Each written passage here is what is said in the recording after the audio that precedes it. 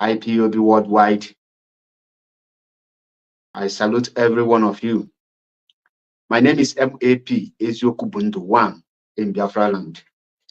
And this evening, I have a special guest here who is a well-known person and the face, one of the IPOB media warrior, those that stand firm for IPOB from day one till date.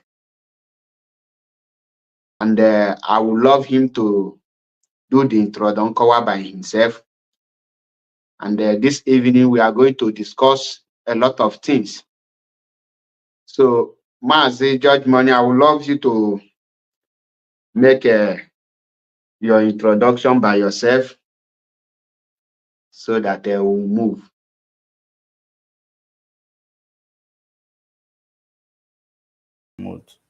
All right. I greet you all, great Biafrans all over the world. I greet you all, great people of Africa. And we are here, of course, to do the needful, to do that thing that is actually troubling us, to rub mind together, to answer some questions based on our philosophies in our history telling and going back to our roots. I believe that we are going to have a cordial, broadcast. And those that are in the comment section, I believe that we are going to also have a cordial relationship with you, that you will help the situation. We are not here to undermine our wisdoms. We are not here to, see who is more intelligent or who is more educated. It is all about trying to understand where we come from by putting one or two together, sharing our knowledge. Thank you very much, Mazi Paul Achebe, for this wonderful program that you have invited me to join you today. And thank you for having me here. Thank you, my brother. I really appreciate it. Without taking much of your time, let me make some preamble of this program because of some people. I can ask you, because on the book, and most of our discussion so I think most of everything I give we are Igbo. So and so that can they buy where now water buy naga. Like some people now water how this program. This is a discussion between two brothers. A discussion. Bastalo Muane Nab. And Abdaho here Ibia Nubog. And Abdallah here Ibia Cobon. And Abdallah here Ibia Malo nye Kacha we Malo. What we are here is to learn. So, and Ndi Kulokushi that we disagree to agree. So I believe that after today, we will be able to learn one or two things concerning the origin of Igbo and the ancestors and our belief and what Igbo stand for. So, and what most of us understand when you hear that name Igbo, or when you hear the name where we come from, or when you hear the name, the word, let's go back to our root, or when you hear Omenala and all those things. So we have to discuss a lot of things. And finish here today, we can still reschedule it another day because it's not one day job.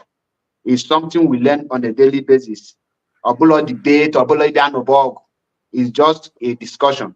So without taking much of your time, like I have already said, my name is Mazi Achebe Paul. MAP Ezioku Bundo, and I hear from Omo. Omo is in Ayamelum. Ayamelum is in Omambala. Omambala is in Biafra land, and it's also the Igbo land, part of the Igbo land. And I will start with, because my own today is to ask question, because I have our people that when your brother is saying something and you disagree with him, you don't need to come on social media to start attacking him. Invite him so that you will ask him at this point, you don't understand, or this thing, KK, you have water here. Allow the person, hear from the person, so that before you will start crucifying the person, you will know the person's stand and what the person believes, or what the person is doing, or the reasons behind what the person is doing. And I will borrow the word from our brother Mazi Benjamin. He said, before you hold grudges, hold conversation. Because most of our people, they will just see somebody do something, they will just start holding grudges without it. Why did you do this thing? What prompted this thing? What is the motive? Or what are the reasons behind this thing you are doing? So on this note, I will love to start my question with Judge Money by asking him, Mazi Judge Money, please, can you tell our audience who you are? And for security reasons, there is no need of saying everything about you, but at least give us a brief of who you are. Because before person ga-agwa anyị history ebe onye Igbo nsi, onye ahụ ga-amagodo onwe ya first before mawa onye ọzọ. So I would love to know who you are and what you believe in. Okay, thank you very much for that question. Of course, my name is Chukwuma. Ị na-anya efu na m bụ ezigbo onye Igbo, ezigbote nwa afọ Ọmambala, ezigbote nwa afọ Ọmambala, but ka nlapụ ebe ahụ, nwa afọ Ọmambala, mana ịma na mkpụgharị ka eji ele nwa mkpi, ọya nwa mee ị na-anụtụ obere Imo steeti, ị na-anụtụ obere Abia steeti, ị na-anụtụ obere Enugu na Igbo na-asụ, maka na ebe mmadụ tinyegoro isi, ịghọtago. Mana ka o si na-adị ka anyị jide ebe ahụ. Abụ m ezigbote nwa afọ Ọmambala, and ife anyị na-eme n'ụbọchị taa bụ ezigbo ife, ife ga-enyere anyị aka, maka na onye anọrụ na iru akwụkwọ nke ya wee na-ekwu nke onye ọzọ anọrụ na-ekwu, a na-akaụntụ onwe anyị. Ọ na-eme nghọtafie abatawa, mana otu anụnwa anyị bịaga ebe anụnwa ka anyị wee nọrụ tụgharịa uche n'ihe anyị aghọtara n'ihe anyị na-eme, bikos na ị na-anya o nwee ife jikọ mụ na gị bụ na anyị na-achụrụ ofu ala ji efi, bụrụkwa ofu ụmụnne ka anyị bụ. Ibe pụọ alụ mbe pụọ alụ gị, ofu ọbara ka anyị ga-agba, maka na anyị ncha niile bụ ndị Igbo. So enwe ife ndị mmadụ aghọtara, maka na asị gị hụ nwanne gị n'anya, ọ gị kpewere ndị ilo gị ekpere. Ụfọdụ na-eje asị nọ ndị ilo anyị niile bụ ndị si na nke ndị ọcha wee fụta, ọ ndị bịa zuru ori ihe anyị nwere n'ala ala anyị. Asị gị kpewere nwanne gị onye ilo gị ekpere, ife a na-agwa gị ụmụnne gị anwụwo onye ilo gị, maka na ha nwere ụmụnne gị na-emejọ gị, ị na-afụ ha azụ onye ilo. Ekpere ka ị ga na-ekpere ha ka ha wee gbanwee, ka gị na ha wee dị mma, maka na ụtọ ka atọ ọtọta ife. A sị na akpụ ọrụ na-abụ nkwọlụkọ nke bi n'ime luwa ibi alụ, enene ma okwute abagi ya agbapụ ya, ebidokwe na-emekwa ife a na-eme. So abụ m ezigbote nwa afọ Igbo. Amarọ m na onwe ife ọzọ ịnidi ka ntinyekwuolu gị na ya. For the sake of our people who don't understand Igbo, I am an Igbo man, Igbo Biafra, Igbo speaking Biafra. And it is, of course, there is something I just said now about our people. If we are actually, all Biafrans are brothers. We share one progenitor. And if one of us are enemy to each other, the only thing we need to do is we pray for each other so that we will repent and understand the brotherhood between us. That is the reason why I will speak English and speak Igbo, so that I will carry those who cannot hear my dialect along. Thank you very much. Thank you, Mazi.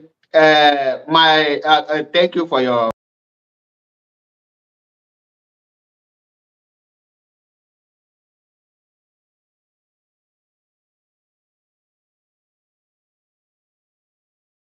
wonderful response. Maka na mmede ejikala Igbo na ndị be anyị na-achị na-aka mma n'ọnụ oyibo.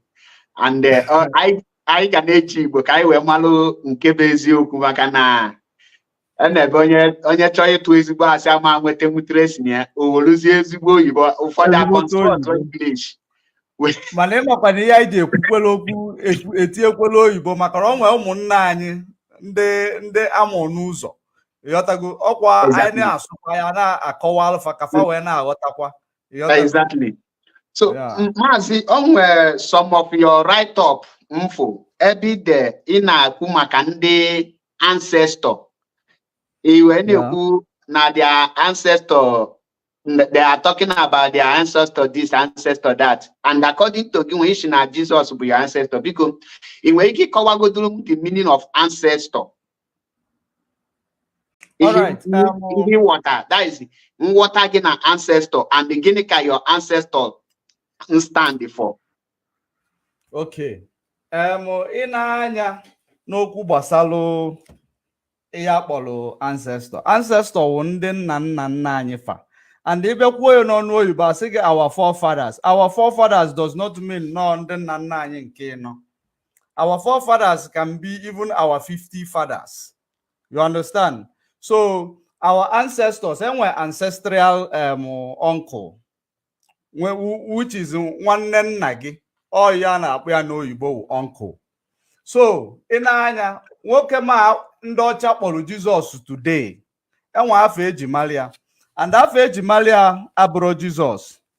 Afọ eji malia bụ ịmago ị na-anya ị ga-akpọkwa ya Jesus maka na otu anụnwa asụwago oyibo, suwa oyibo na-agazi na-anya ifu na ọ nwee ife ndị ji mala ife. Ọ bụla afọ ị na-akpọ ife ka ndị ọcha na-akpọ ife. So na nwee ike na otu ị na afa gị wụ Mazi eziokwu bụ ndụ, ndị ọcha a na-akpọ gị Mazi truth is life. Ịghọtago? It does not mean that no o change go your name. Mana enwe in a certain context that ndị ọcha ga-decide si weluzie ebe ahụ achọ ka ha welu eziokwu bụ ndụ ahụ convert ya ka afọ ịdịna spell zi otu igwe a spell ya, ha nwee ike jirizie aka ha tinyezie, enwee ike tinyezie ebe eziokwu bụ ndụ, ha nwee ike tinyezie echi n'azụ yo. Ịghọtago? Ka o wee dịzie ka oyi ọzọ ka ha na-ekwu. Mana gụnwa na onwe gị nwe dị afọ ịfụkwa afa gị ga-ama. So ị na-anya ife akpọ Jesus, ndị oyibo kpọ ya allegory. It is a name that defines somebody that you hold on higher status, like somebody in a nsọpụrụ.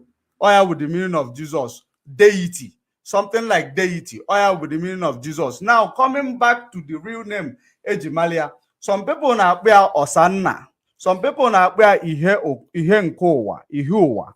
Some people na-akpọ ya Yeshua, which is the Jesus you see. The letter J started existing in the 16th century. So that is the reason why when we talk about Jesus, people will now not understand. They believe that it is something else. Jesus means a deity, and you can identify anything that you hold on high esteem religiously as a deity. So that is the reason why many people wear Jesus money. Ife anyị ji malia bụ Osanna. Enwe anya n'ala Igbo onwe ndị na-aza Osakụ. So nwekwe ndị na-aza Osanna.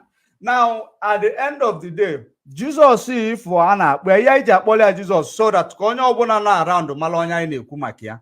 Ọ nwanne anyị ndị ọcha jos chenji afịa ka o wee dị ka ndị ọcha, because ife ndị ọcha chọọ ka ha maa anyị ka anyị wee believe na ihe niile dị mma n'ụwa bụ ndị ọcha nwe ya, na ihe niile dị mma n'ụwa na Chukwu wụ onye ọcha, ekwensu onye ojii. So ihe niile ahụ a na-agwa anyị ihe mee ha ji wee jee n'akwụkwọ ọgbụgba ndụ anyị na Chukwu okike abịa ama nwere wee je whitewash ya weluzie afa niile ede tinye afa ndị ọcha. So ị na-anya ihe nke ụwa anyị nwaanyị na-ekwu Chukwu Jizọs a na-akpọ ya today wụ our ancestral uncle, ọ nwanne nna anyị na our paternal side ka o si. Our father is older than the father of Igbo land is older than Jesus.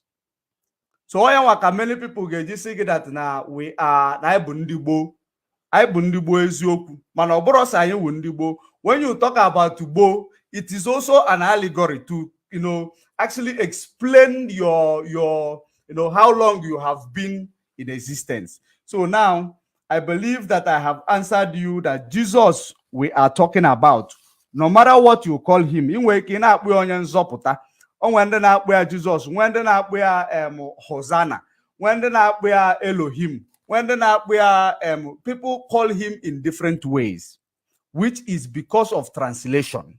Ha na-akpọzi ya afọ ahụ.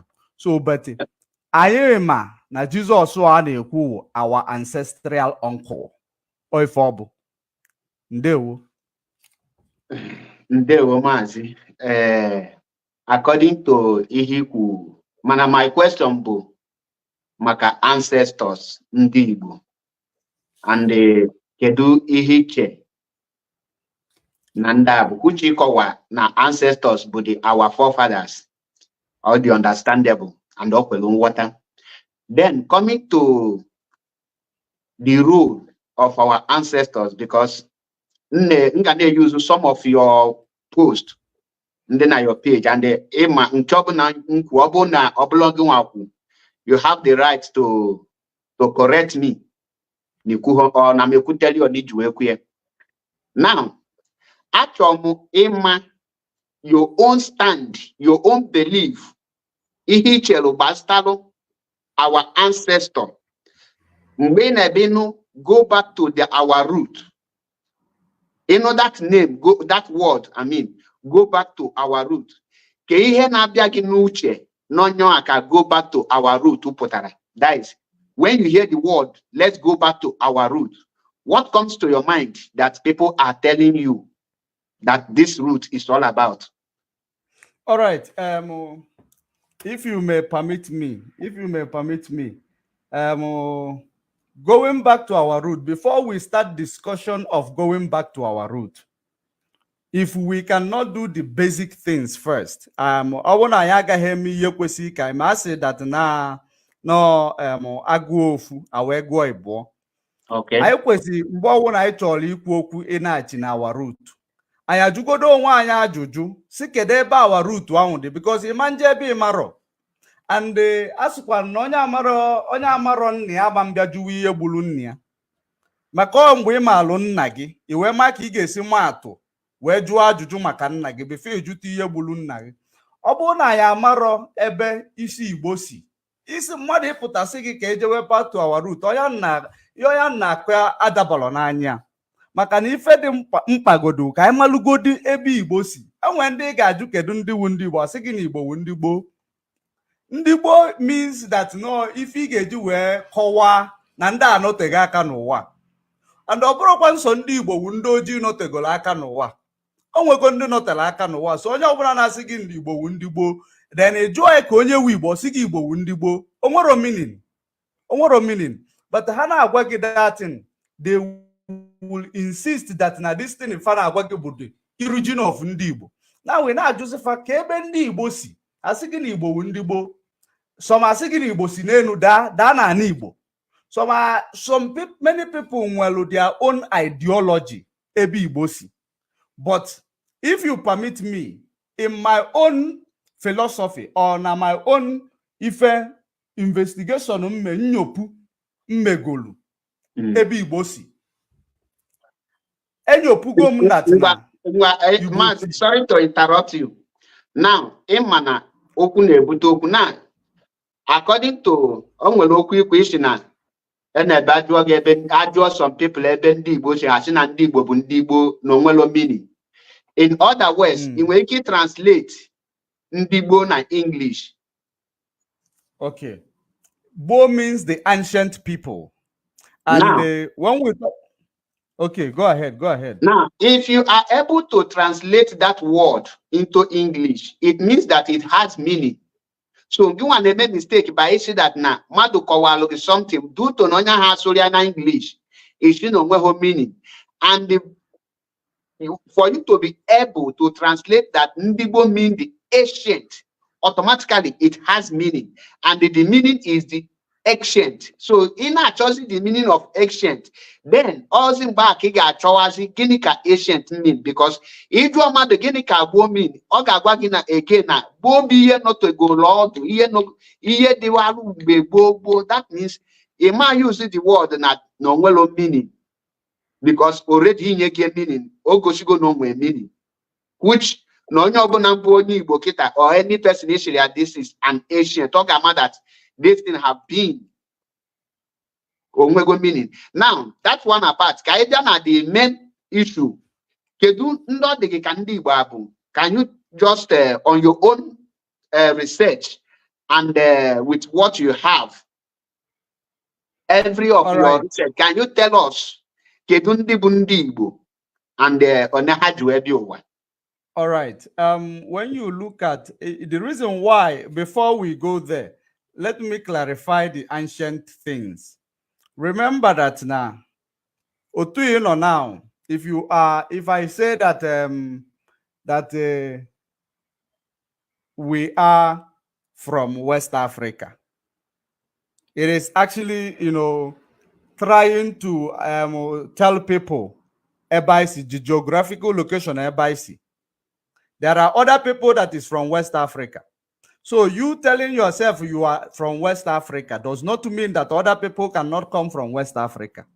So what am I trying to say? When you say that we are Ndibo, Bo means ancient. It is of old. And the monagima that no to anwai Ndibo now. No go 200 years now, as we did now. So in the whole world, only not 200 years. Yes, mana anyị nchaka ụkwa ndị Igbo. So ị na-ekwu na Igbo wu ndị gboo, ọ dịzịa ka ọ na onwero ndị nọkwanụ mgbe ekelu, like, okay, no, now I think I am not putting it in a right direction. Ị na-ekwu na Igbo wu ndị gboo, ọ dịzịa ka ọsọsọ Igbo wu ndị gboo, because ndị ojii wu ndị gboo n'ụwa. So does it mean that na ndị ojii niile wu ndị gboo? Guys, if you want to, and mmadụ jụọ gị ka ebe isi say that now what is Igbo? Kebe ndi Igbo si who made Igbo? Osigi ni Igbo Ndibo. Ndibo is not explanation of our origin. No. Okay, Igbo is just saying that now we are old in this world, and which is everybody knows I am not arguing it. We are very, very old in this world, even old up to 100 years. But there are other people who are also Ndibo. So Ndibo does not mean that it is only particular Igbo people that are Ndibo. Okay. Now, Oblo Namnel understand. Ehe na chop with the meaning of that word IGBO. No, not really. Not really the meaning of that word IGBO. Because the meaning of that word IGBO is the one you say it means Ndibo. It is just telling us how old we are. So we have not found our name. We found our age. The name means our age. Now, my brother, as a Igbo is an ethnic group, or is a particular people and which name this word. For that most of the names every person in there have meaning, not only the Igbos. For example, Italy now is a name of a country, right? Yes. Did you go get the meaning of Italy? No, we are actually, when we are talking about our meaning, and the Italy get the meaning of Italy, meaning. So, but the particular names in the Italian that names were meaning. Now, like Kaida for that area, because Kaiga to the main issue with your research and your findings with fact and figures, and who are the Igbo? All right. First of all, the Igbos have a progenitor with ndị Igbo nwere nna with nwoke ma akpọrọ Abiam. Some people mgbe agbanwere afa akpọ ya Abiama. Some people ndị ọcha wee bịa tụgharịa anyanwụ afa kpọọ ya Abraham. Now, nwoke ahụ akpọrọ Abraham ọnyawo nna mụtara Igbo. Before Abraham amụta Igbo, o nwere onye mụtakwala Abraham o. And ọ bụrụkwa nsị Igbo ka Abraham mụtara. Ọ bụrụ nsị Igbo ka Abraham mụtara. And ị na-anya, for that now, if you want to look at the Igbo ancestry, you go to the lineage of Abraham. And in this lineage of Abraham was a child, a descendant of Noah. Abraham was a descendant of Noah. And Noah gave birth to the Shem, Ham, and Cush. And this Shem, Ham, and Cush, if you look at it, Ham is black people. Shem is black people, which is, you'll find them some part of Ethiopians. Then you find Shem, also black people, which the lineage of Abraham, if you want to extend it to the genealogy of this Abraham, you will understand that from the time of this guy called Noah. Noah, the father of Abraham was called Terah. Terah is a child of Shem, and Terah gave birth to Abraham. Now, when you see the Abraham was a man who was law-abiding in the land of Canaan, in the land where God placed him. Now, at some point, Abraham got married to his wife, Sarah, which is Sarah. Oboro Sarah. Sarah bụ ihe ndị ọcha tụgharịrị ide wee tụgharịtịa Sarah. Otu ọ ga-esi wee favor their tongue. And I want you to know that one thing about our ancestors, even that thing is in our own gene, it is our own character today. Our ancestors are very, very accommodative people. Our ancestors, they are very, very accommodative. And there is some characters that actually hurt our ancestors the most. The thing that hurt our ancestors the most, our ancestors try to welcome. Take advantage of our ancestor. Makana hana cho welcome. So that even during the time, okay, I don't know if I should extend this issue, but I want to tell you that Igbo sinampolo Abraham. Igbo sinampolo Abraham. From Abraham, you went Isaac. From Isaac, you went Jacob, which is Jacob for Jacob, which is the man God decided to call Israel. Daughter or Israel. Now, the man that his name was changed from Jacob to Israel. Jacob is meaning that this man is the chosen one that God actually took out from the seed of Abraham in order to plant him and bless him exceedingly and call him my first son.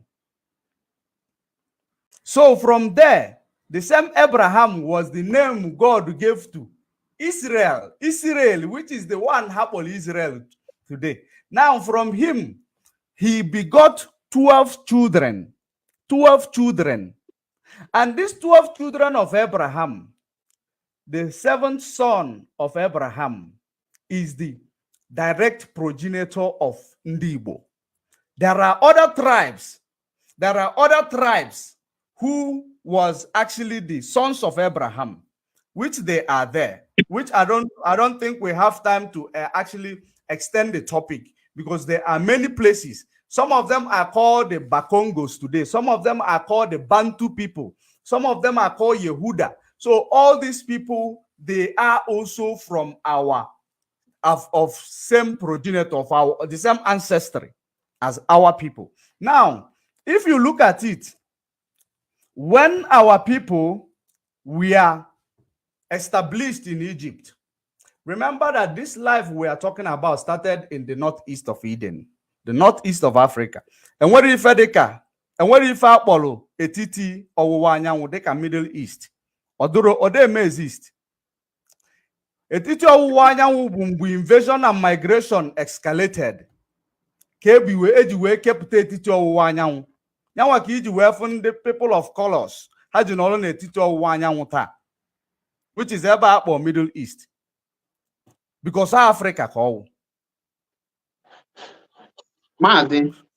Yes. Dalori na your explanation, mana iwe because like people never expect. This is not a debate. That's why the agent can now whatever in aga.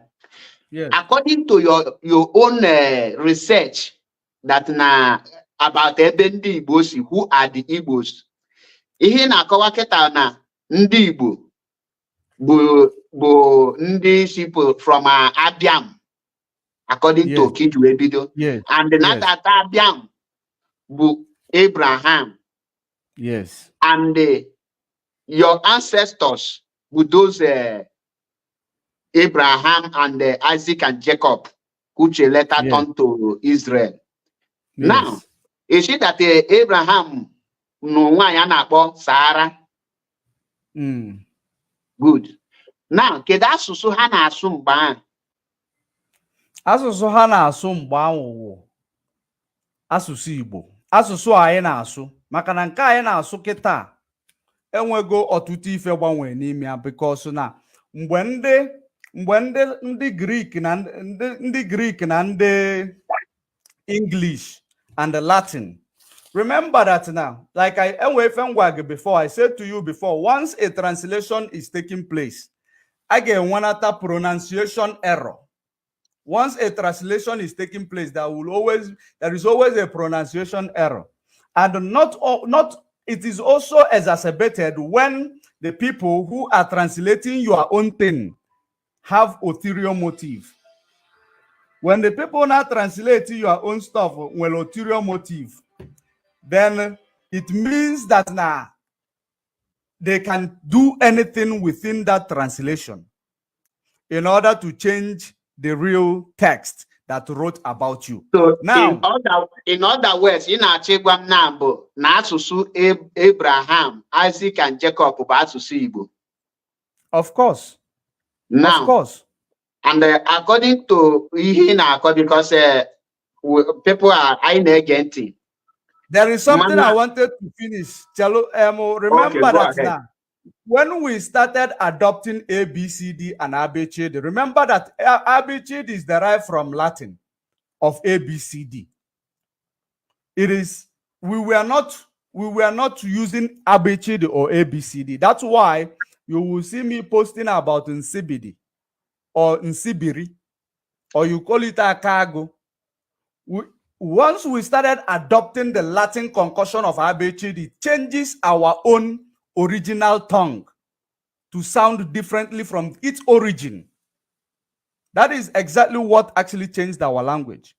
So we are not. We are coming there because there were a lot of things actually. What about this thing Ikowa now? Because Igbo Muamma Abuhiake Ikowa just now.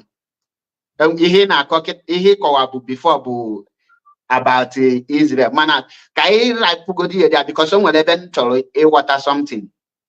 Now, kedebe Igbo be that time in Akoya kebe had ndị Igbo kebe had the particular land egebe ibinye ọtọ tata ịchọ ije mala ebe ahụ Abraham bi wee nwụọ isi n'ebe a ka ị ga-aga, because I believe na change identity, change name, you cannot equally change land because land is unmovable. So in Weliki, the particular land Abraham know those people. All right.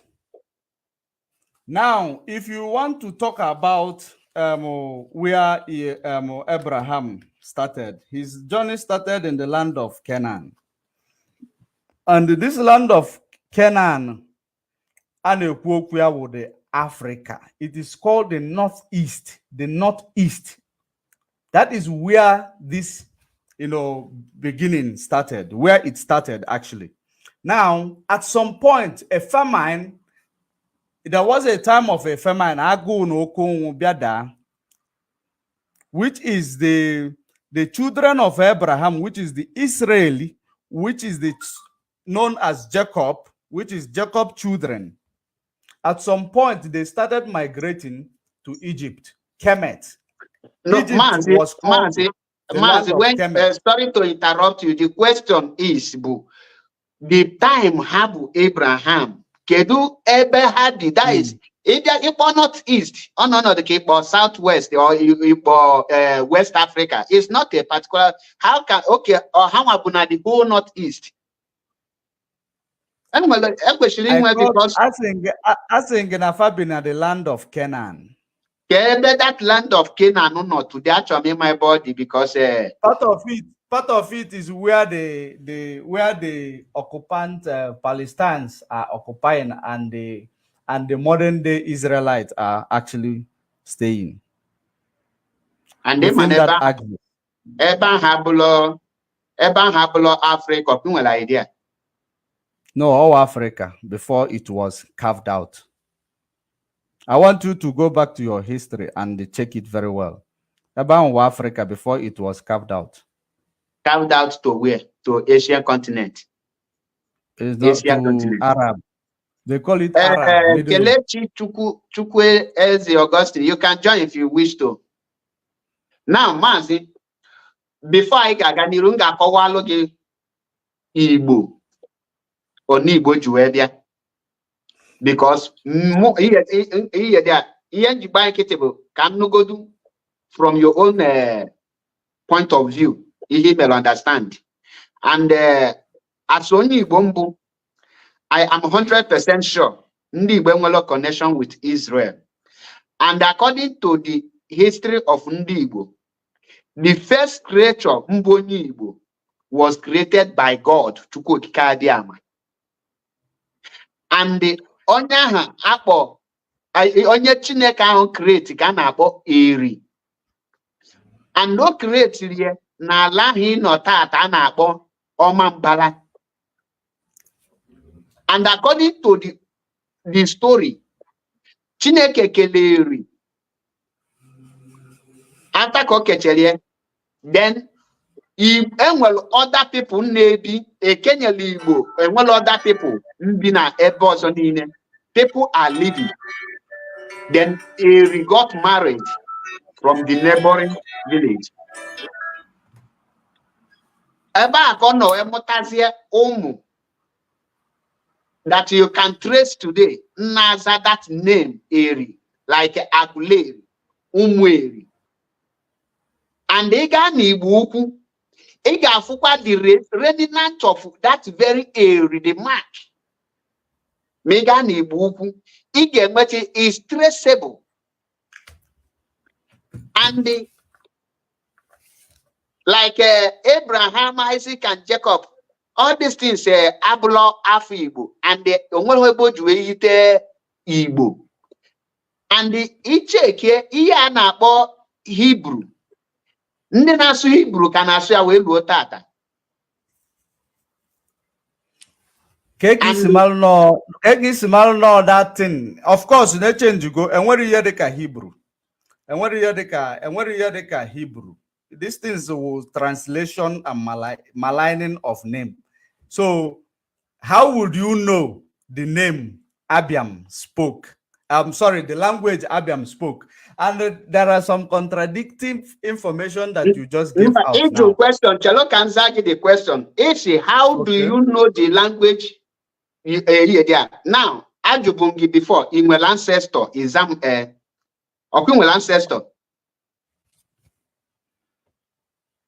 Yeah, of course, everybody will ancestor. Good. Your lex can use your obuna, your ancestors started from 2,000 years ago. Kedu language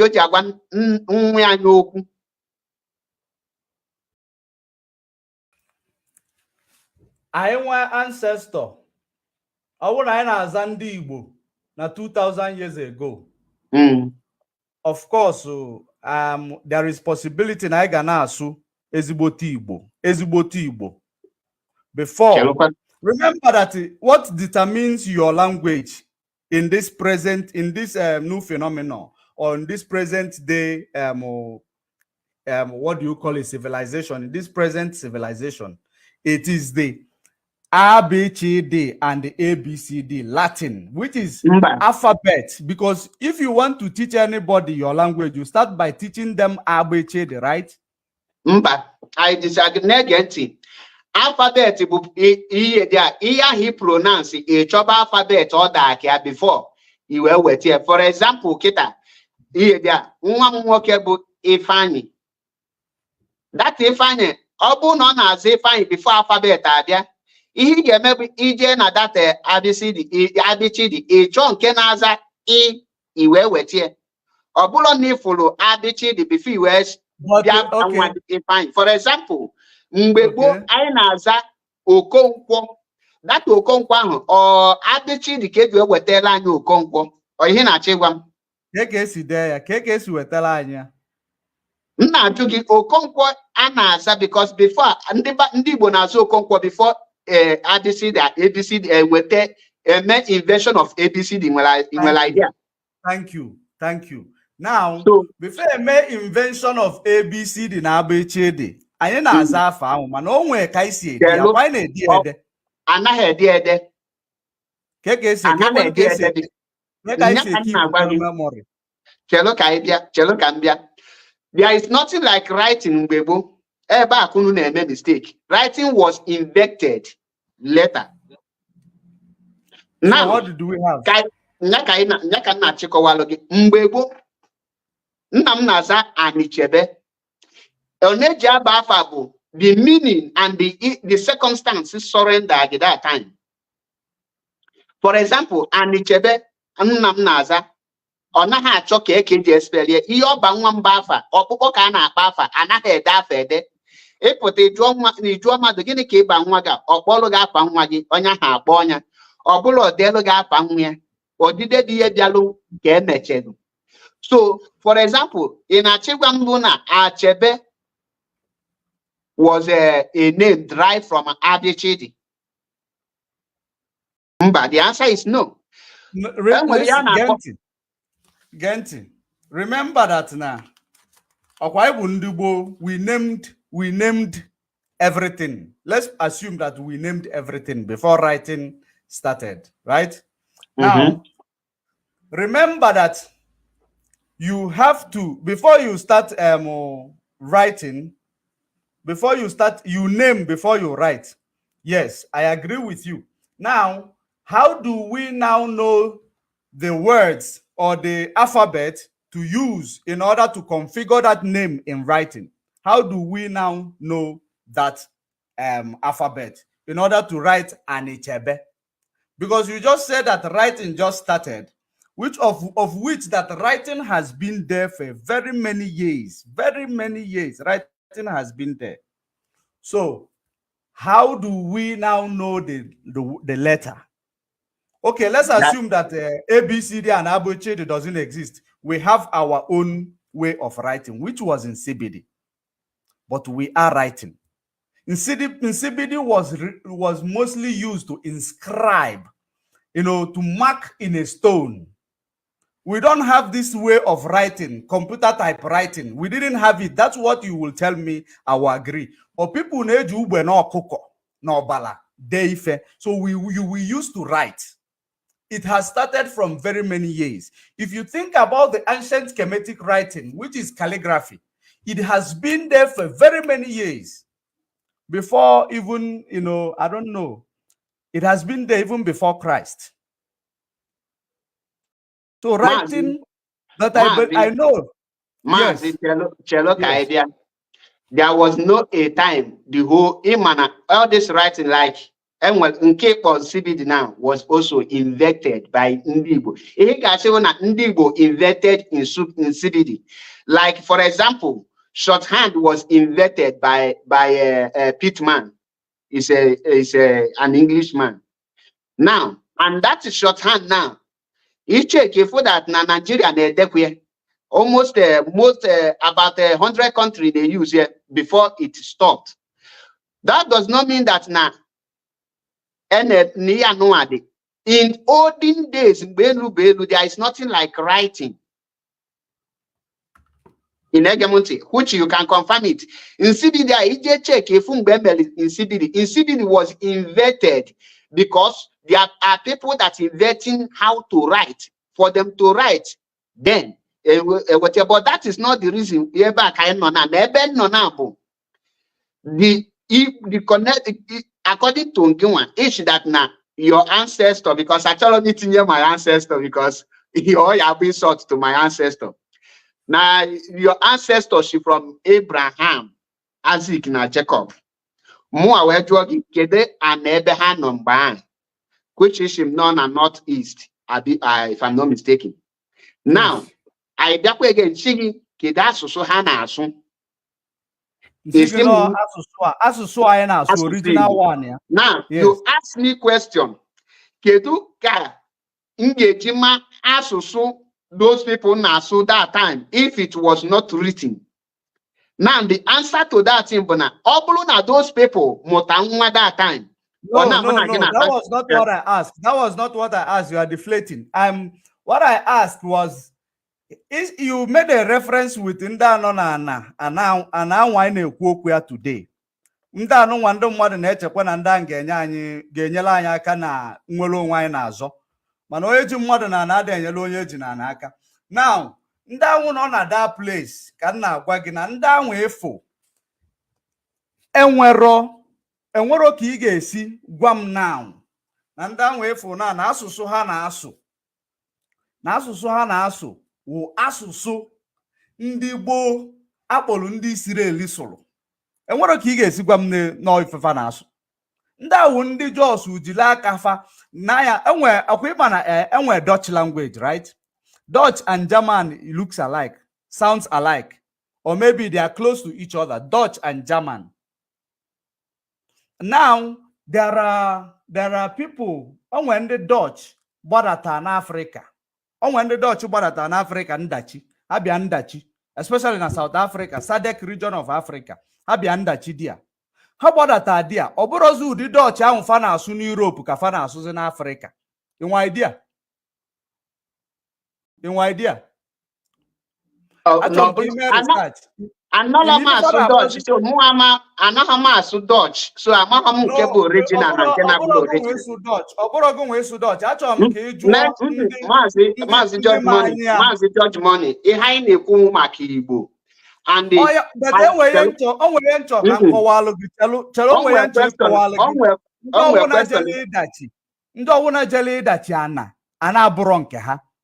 o nwere ka ha na-esi akonfiga asụsụ ha na-asụ dia. So ha nwasi obodo oyibo, obodo Europe wee gbada Africa jee dia sụwa asụsụ a na-akpọ Afrikaans.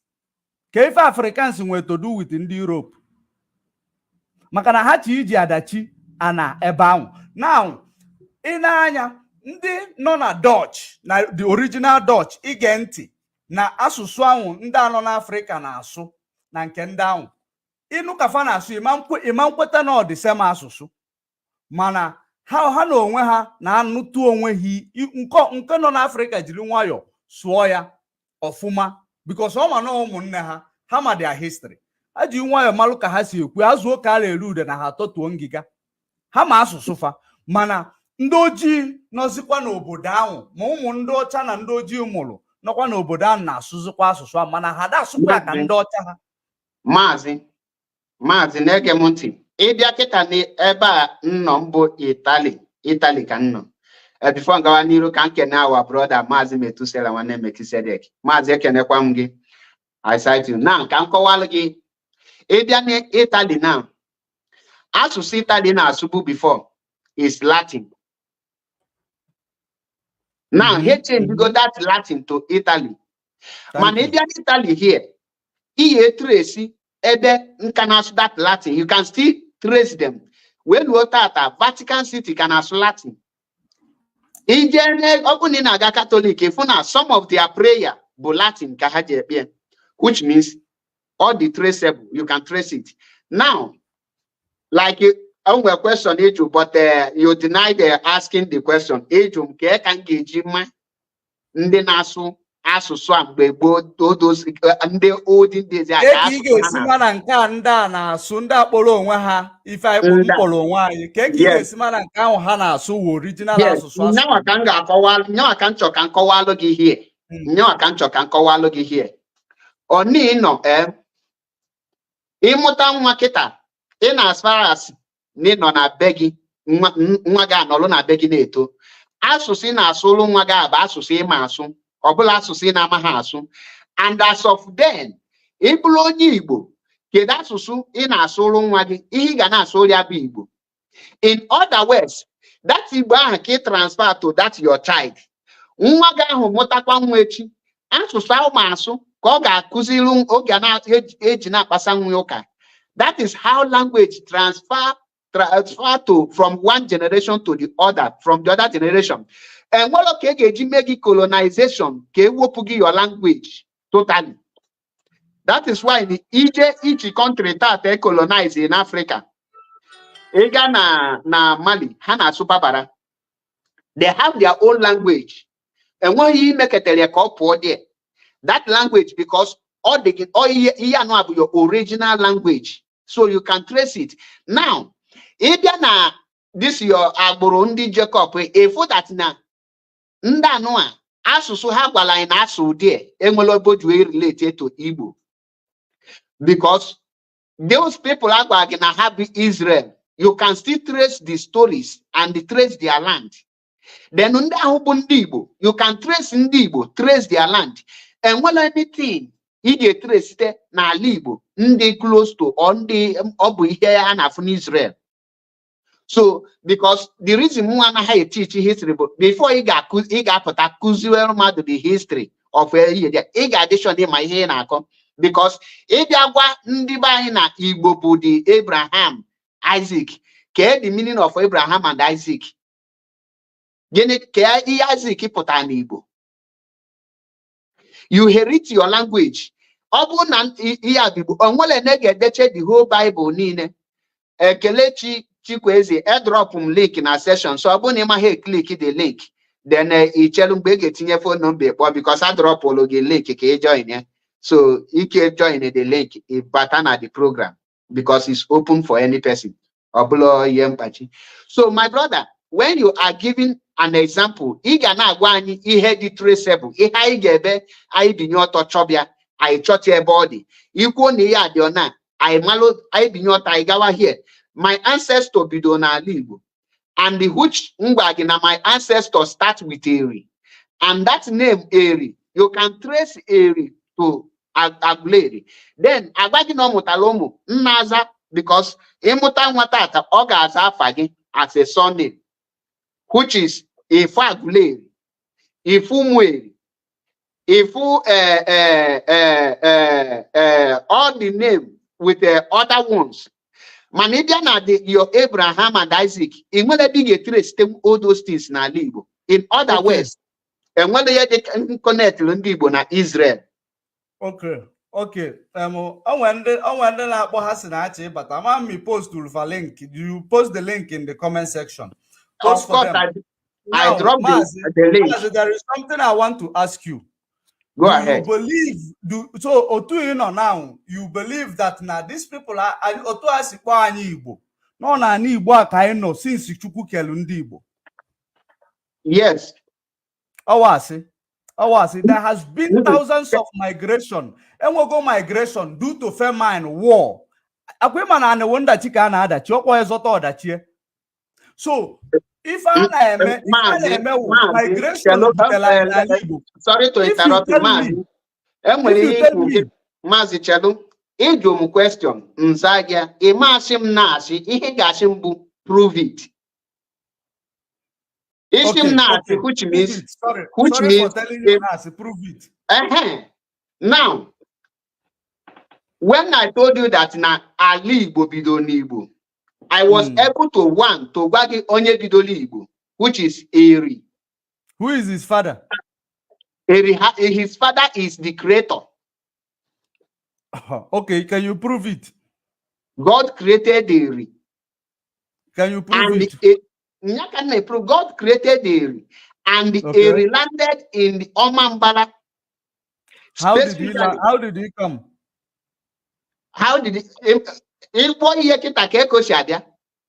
You created something here. He fell from sky because Oh, okay.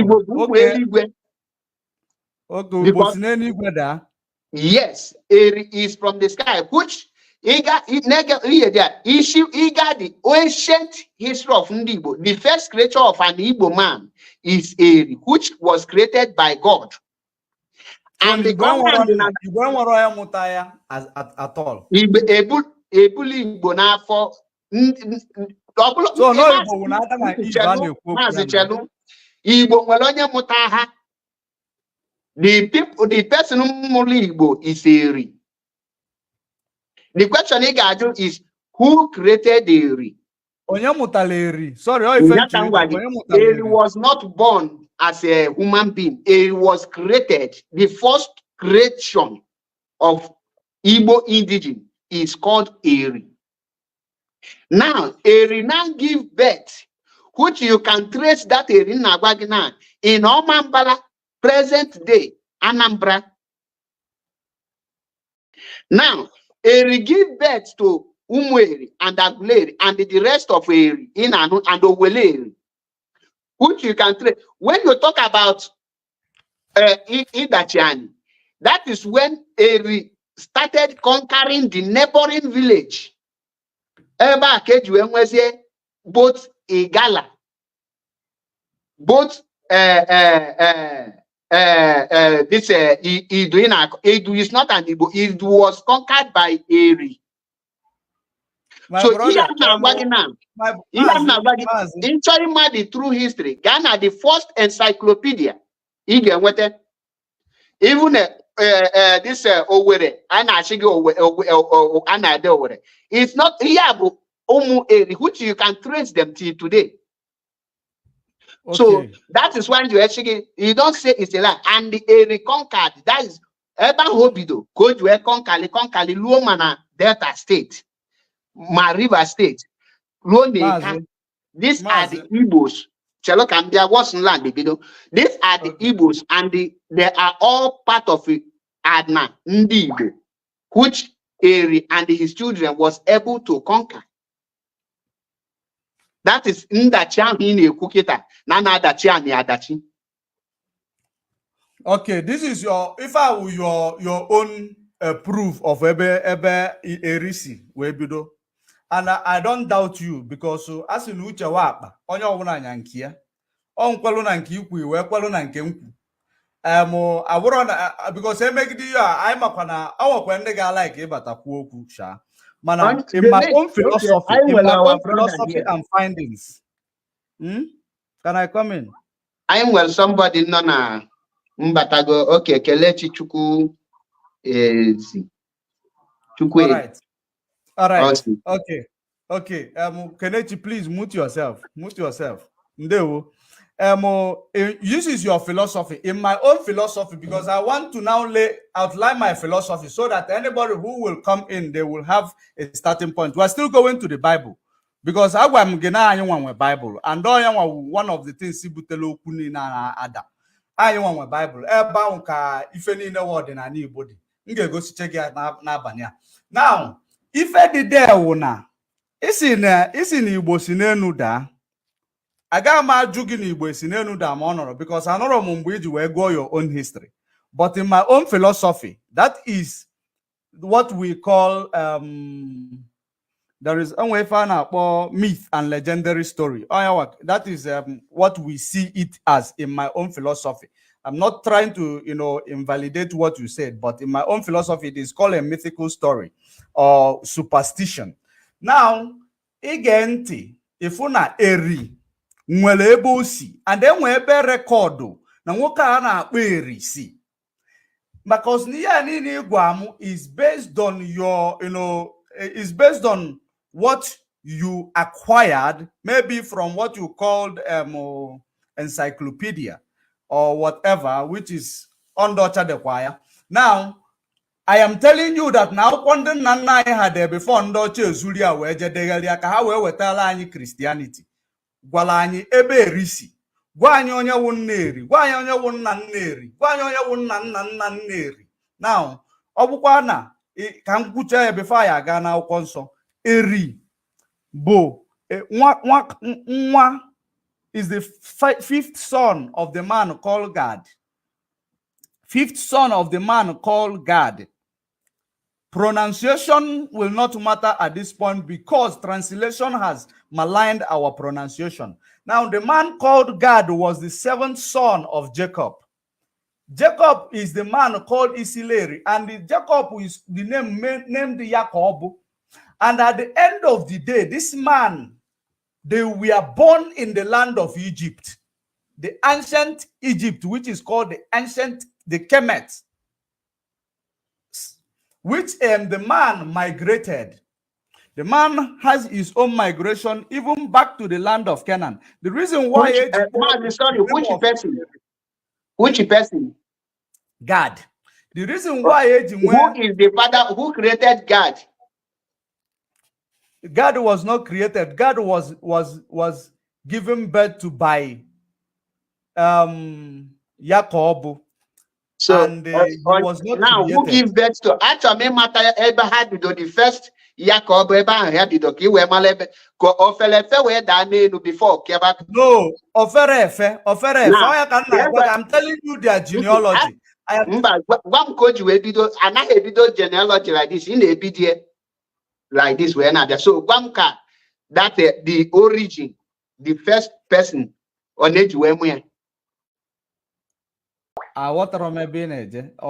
first person no the lineage actually column na KKG mi achọrọ mata KG wee mụ. Okay. Onye tụrụ ime onye a na-akpọ Gad. Onye tụrụ ime ahụ ya ka ọ bụ.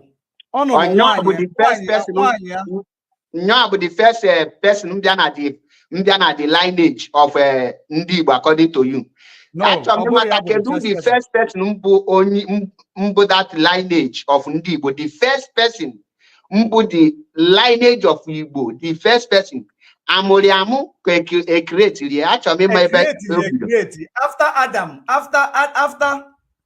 Adam and the man called after Adam and Eve, which is the present name that was actually written to us. After Adam and Eve, they gave birth. Adam gave birth to Cain and Abel. Adam's were yes. Adam was created.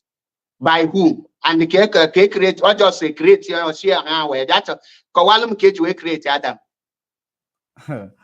You are trying to take me to the Bible. I'm me talk. I got a Bible.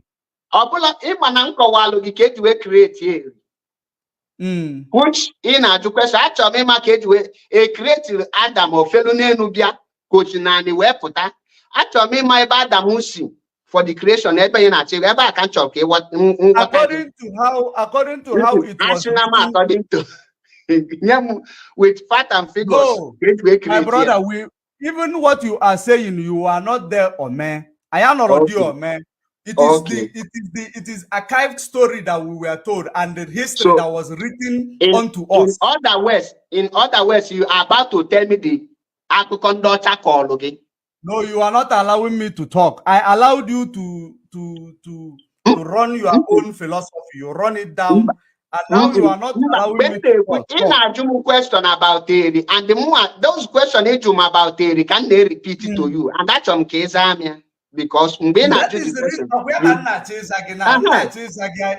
you are pushing more words into my mouth. Adam and Eve was the first man created by God. God created Adam from Adam. Wait. Adam achọm ka ịkọwalụ oke ha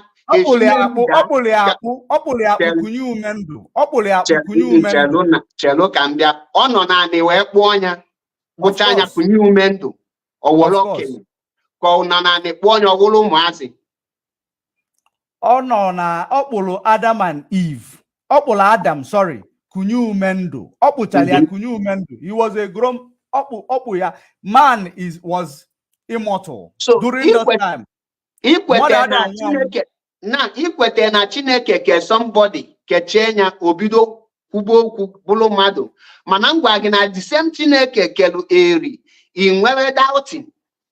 Kebe record your own story. Kebe record your own story. Please show me.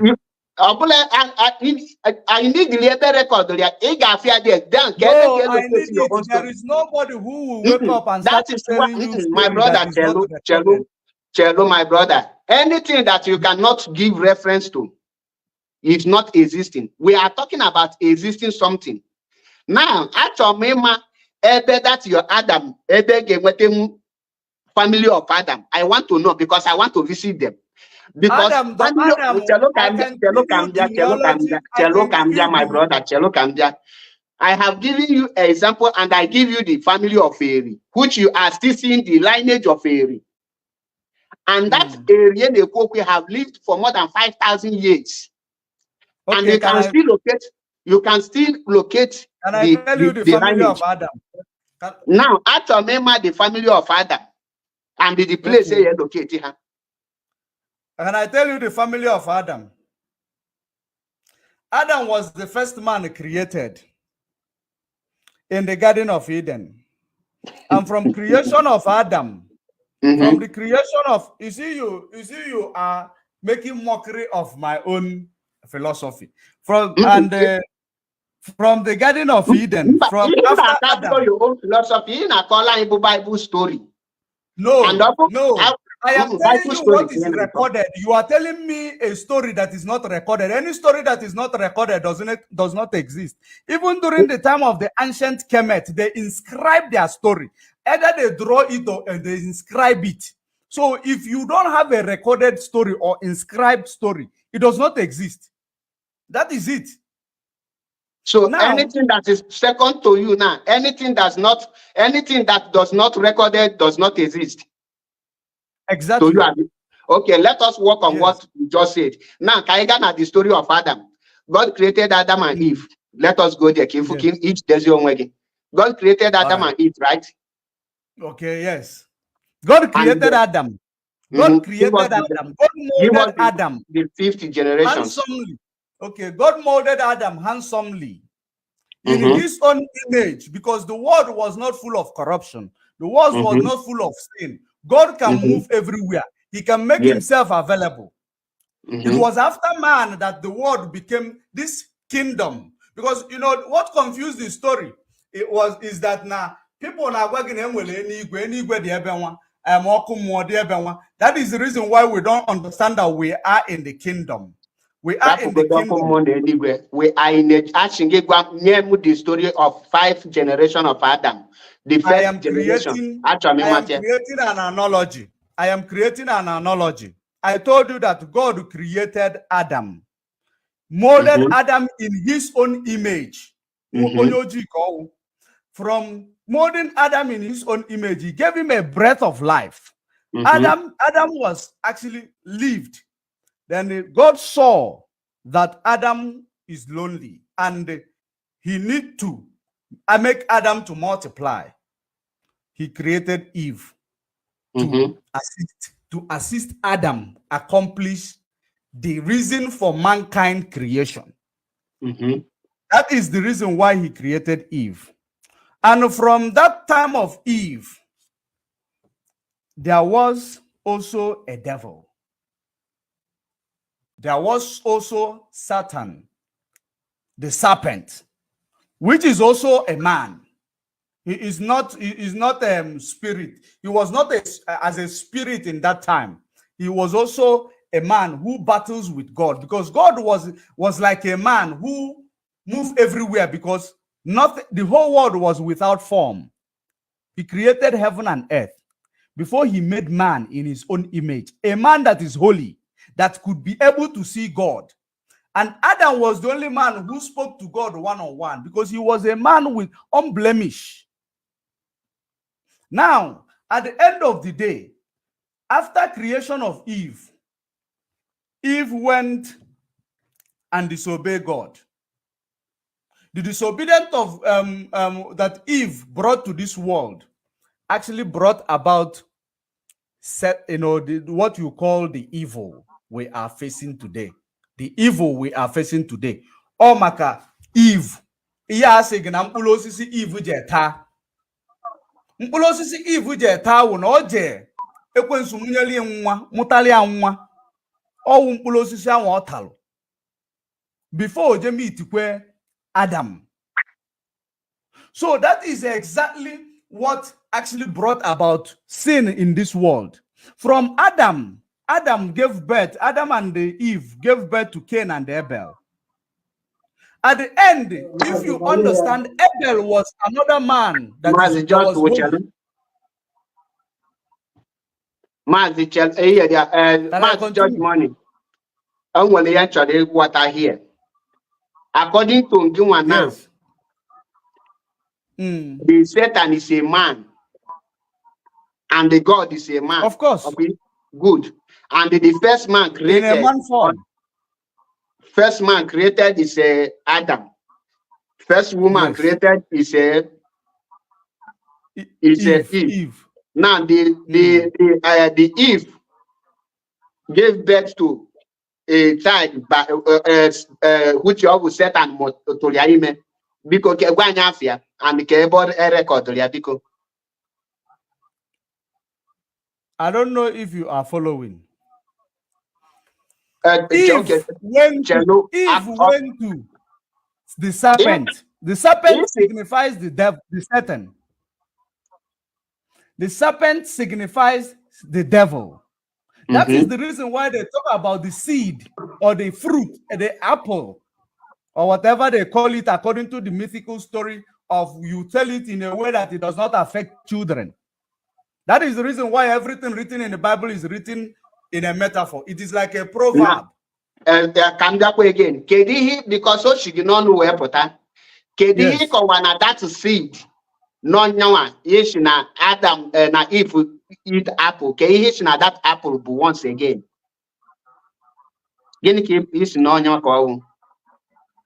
Apple is like a reproduction.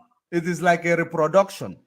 Which means seed. The Satan, according to you now, like that the Satan now reproduce again through Eve. Okay? Satan planted a seed into Eve that brought about evil in this world. Okay, this. Okay, Mazi, tell me whether Judge Money land your way because this thing on our cocketa. Sorry to all the somehow in again. Now, actually, because also anything that is not written is not does not exist.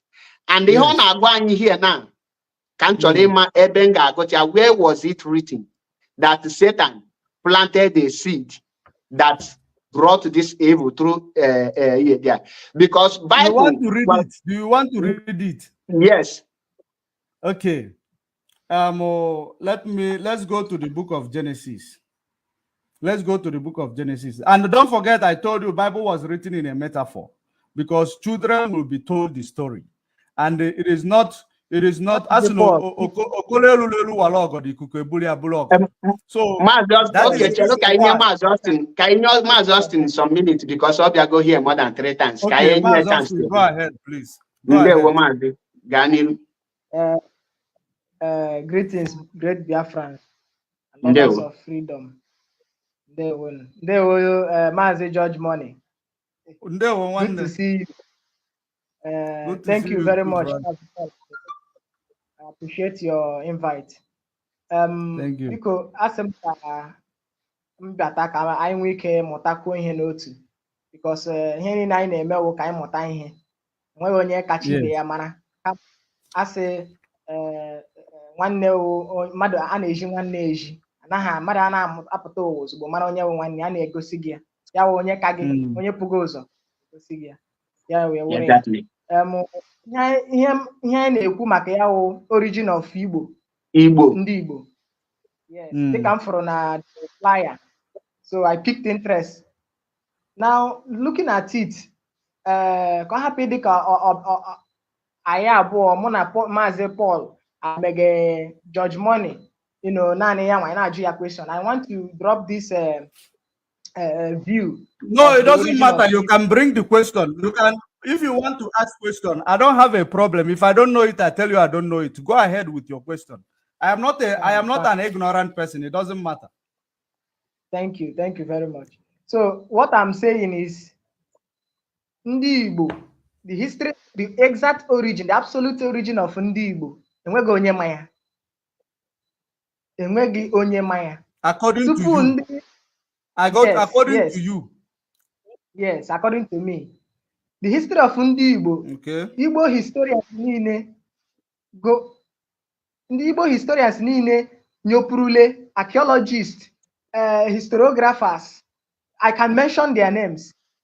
Enwebeghị onye wepụtara an exact, unarguable, categorical evidence showing that ebe Ndị Igbo shiri pụta, ebe onye awụ mpa ha. Dịka a na-ekwu, the popular one amongst all these stories, myths, and what have we, Wogene Naishi from Israel, because of no, it's not publicity. A myth. Not a myth. A myth is a story that is. It's not a myth. It is not a myth. It is written unto us. It is not a myth. Okay, fine. Let me accept it's not a myth, because I saw him yeah. So what I'm saying, the central message of my point, we're gonna Mary, this like Professor Isichie Afibo rather say na akwụkwọ ya say na Ndị Igbo she from Western Confluence, ya ogene na she from Sub-Sahara region, gbadata from Sudan, gbadata ebe ha bịa ebe a. So when you read that hypothesis, when you read that theory, get hụ na enwere lapses, enwere questions you got draw from it, which that theory we fail to answer. Then again, when you look at the Eri legend, you understand that enwere loopholes, enwere gap that on a feeling. When you start asking these questions, the theories on the propagators will be unable to answer those questions. So it's now occurred to us as historians, as Afrocentric historians, that again enwebeghị an absolute history of Igbo origin. Hence, when we say Ndị Igbo, it does not mean that I am Ebaishi. It does not mean that I am Ebaishi. What it means is that we cannot keep a hold at something, because I disconnected with our heritage. When we are disconnected with our heritage. Okay. Thank you very much. Thank you very much. What disconnected us from our heritage? Okay. What disconnected us from our heritage was the incursion, the Western incursion into our land. That was what disconnected us from our heritage. If I should go further, you will understand. You will understand that. Yes, you will understand that there had been a channel of socialization, which is oral history, that our fathers will tell you, look, this is your grandfather.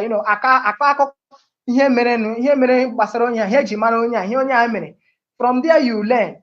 But during the incursion, during these versions of incursions, remember the incursion started earlier, even before written history noted that Ndocha bidoro bịawa, ha bịala, ha amatala Africa 11th century. Yeah, 1300, 1200 rather, 900 AD. From that area, because they came through the northern hemisphere. You understand? So the western hemisphere rather. So what we are talking about is that the slave trade, especially the transatlantic slave trade, it oversaw the exit of generation.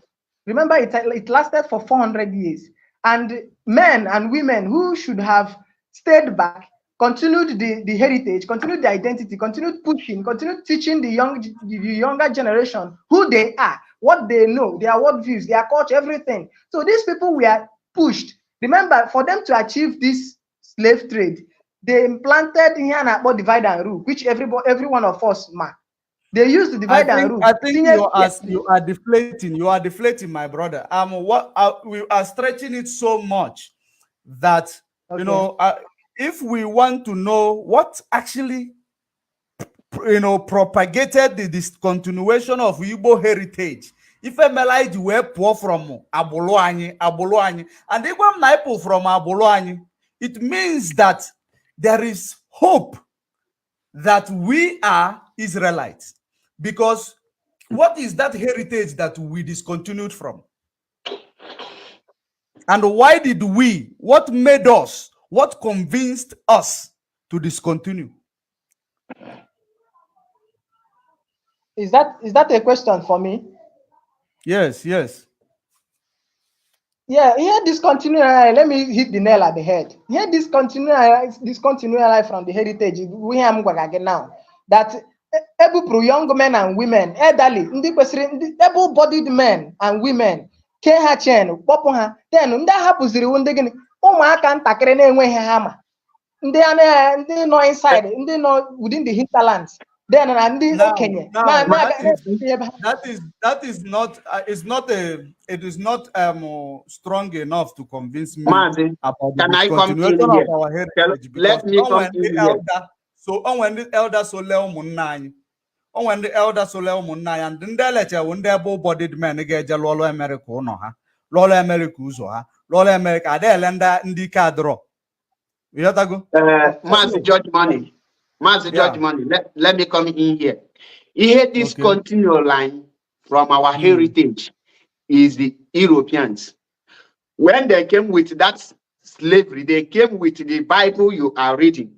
That Bible you are reading now is what disconnected us from our heritage. Let's go to the Bible. And I am coming. Wait, because the Bible was everything in the Bible is to just manipulate the Igbos. Because it's not true. What is our heritage? Our heritage is our way of life.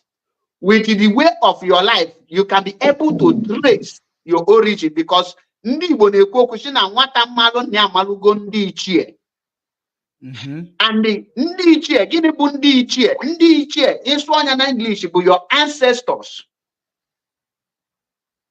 So, the Bible be a message now, and evolution might not say that our ancestors are evil, meaning that Nandi Chani the evil. Then Ndi Chaha Bakutelgazu, you can Muazia Chinke, Muazia the ancestors Ndocha, like what you are about to prove here now.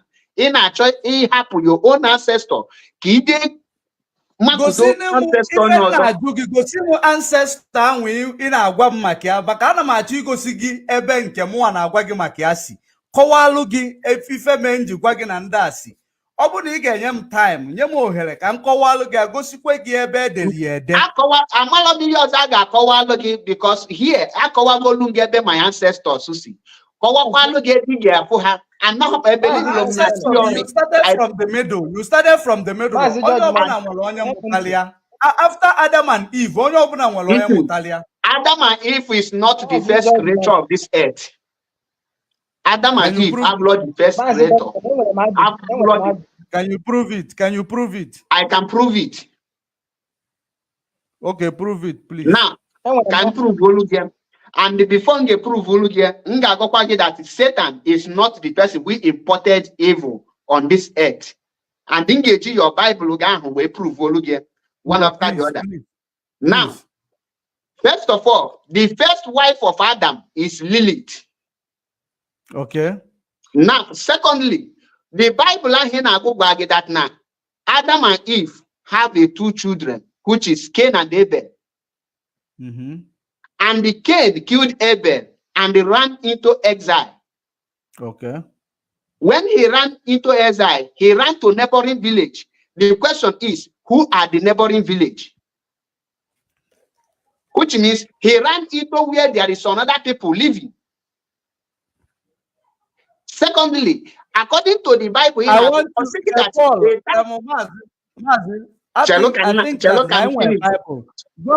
no, let's bring it from the Bible where you are reading it, so that everybody will see the text. We read it so that when you are analyzing it, it will be understandable. Gwa maybe gutai na Bible can wepte na screen ka igwo ya. Ebulom Bible ni shi no obu na ihe nkwu na odilo na Bible shi no odilo na Bible. Mba obu na ihe nkwu na odilo na Bible shi no odilo na Ajami bu vice Bible ni shi no. If you obu na na-eme ka ikọwala ụmụnna anyị ihe ichi ikwu okwu gbasara Bible ma na ị ga-eji ebe anwe ede na first of all, okay, ka ngwa gị first of all, achọrọ m correct gị by isi that na Satan planted an evil seed on the devil. I mean on Eve. That the evil, the bad thing that is happening here is this thing is being bring on by the devil. Isaiah chapter 5, chapter 45, verse 7. Okay, let's go to Isaiah. Let's go to Isaiah because as in ịtụpụ nkịta akpịrị gosi aka afọ ịdị aka eto ya mbọ maka na ndị be anyị na-alaiki ha na-afụ nke ha na-afụ n'anya.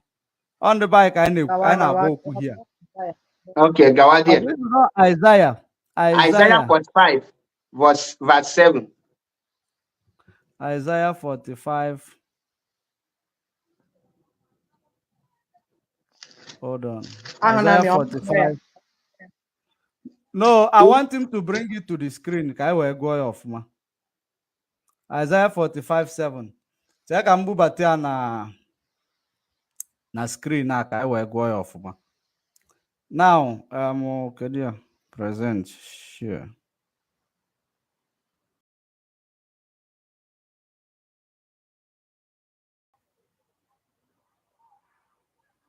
Oh. For it not to waste our time. Kai go ya onye ọbụla ga. Go ya because this Isaiah.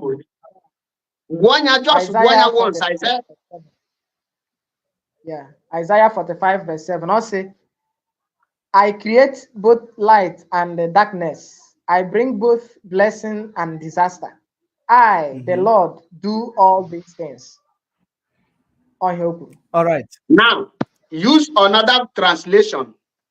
Which verse, which translation did you read now before we go? New translation. Use here there. Let me just a minute. Which translation did you read now? Isaiah 45 verse 7. Yes. Okay. From my translation, it says, I form the light and create darkness. I make peace and create evil. I the Lord, do all these things. Good. Now, okay, for now, Obulo Satan bring the evil in the kune. No Chineke no me create in a Bible.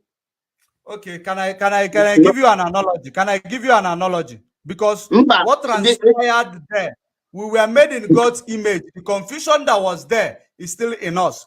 Now, can I give you an analogy within IPOB? Who created IPOB? IPOB, who created the name IPOB is Mazi Nnamdi Kanu. Okay, Mazi Nnamdi Kanu is the founder of IPOB, right? Yes. Now, who actually, invited people like Uche Mofo? Invited. When you say invited, it means that somebody. We are not being logical here. Just answer my question. The word invited. The word invited. The meaning of invited. We are not using the word. Then use the right word if you cannot use it, because if you use the word, I will answer you based on the word. Kanu created IPOB and initiated Uche Mofo.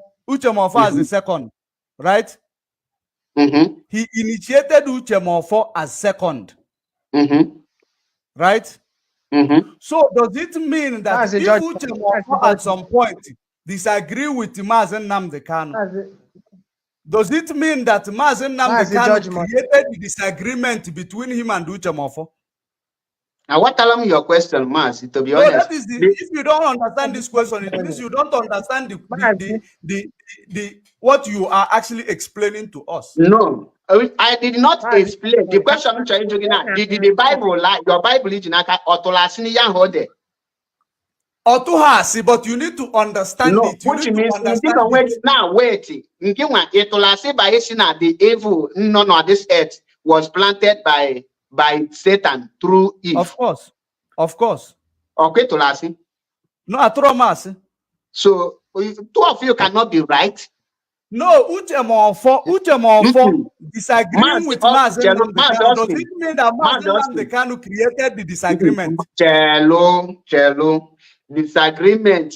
Mazi Nnamdi Kanu initiated Uchemofo.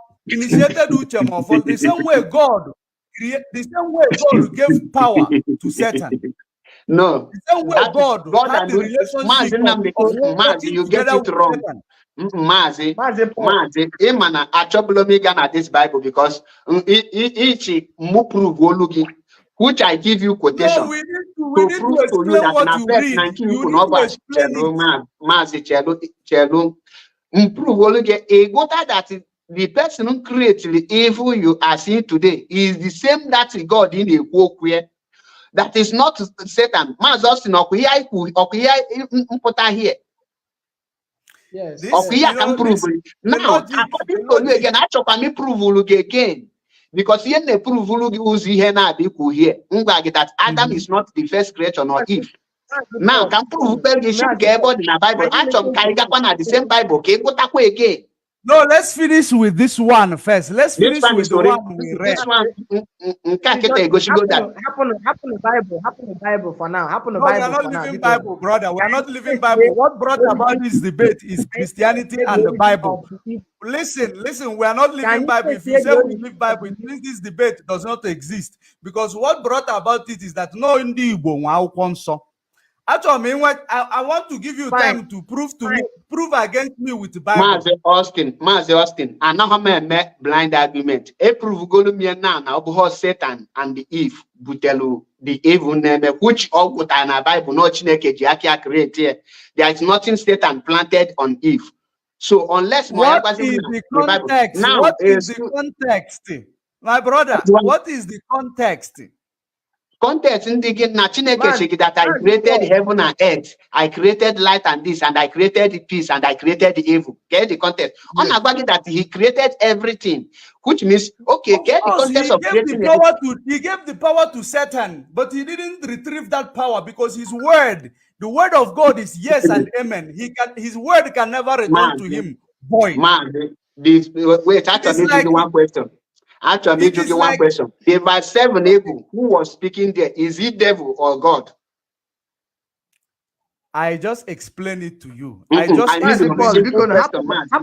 verse 7, is he devil or God that speak there? No, you are not.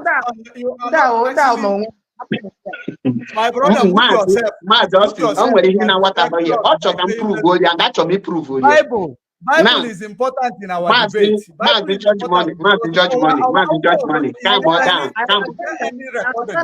When the place even where record was something that is related to our history. Okay, Mazi judge money. Simple question. Can't challenge you. Who created watching this thing and God created everything. God created everything. So why do you not say Satan planted it? Listen, remember that in this realm that we are, you need a flesh to function. In this realm that we are, which is this world, we must be a flesh to function. So who brought about this flesh that becomes evil? It is the Satan into this world. Who created Satan? God. Now, that's why I gave you an analogy that Mazi Nnamdi Kanu created IPOB, initiated Uchemofo as the second leader. But he did not initiate for him to come back and disagree with him. Your example, Adabal at all. Chelugodo actually prove the second one because we have the listeners here. Happen to prove it. Mazi Austin. This program, Chelo can put it through this program, Abulo. Just like I talk, I open actually here. I got a pion on Wesi, and I don't know. Judge Mon is my very good guy, and he's an IPOB member, more of IPOB member. And this program, I met here, here, and I hear money and I hear so because he is a mature guy, he's a family man. Mua is a family man, and I believe you're a family man. We must disagree to agree. This is a form of let us learn. You have to bring the figures, the facts, everything out. Then the listeners are listening. And when you deny your voice, you're gonna look here. Because judgment now are gonna look, you're gonna go here 2 times here. Which like it. So he had not here. I think you didn't register. I will need a pen. In a record, can we feel in anger? Gonna record so that can go okay, okay. Now back to the origin of Igbo. Back to the origin of Igbo. Okay, no, I finished. Let us not deflate from the one where we are, because you people brought us to the Isaiah. Let us explain the book of Isaiah, because the explanation of this metaphor is always has been our problem, that we Bible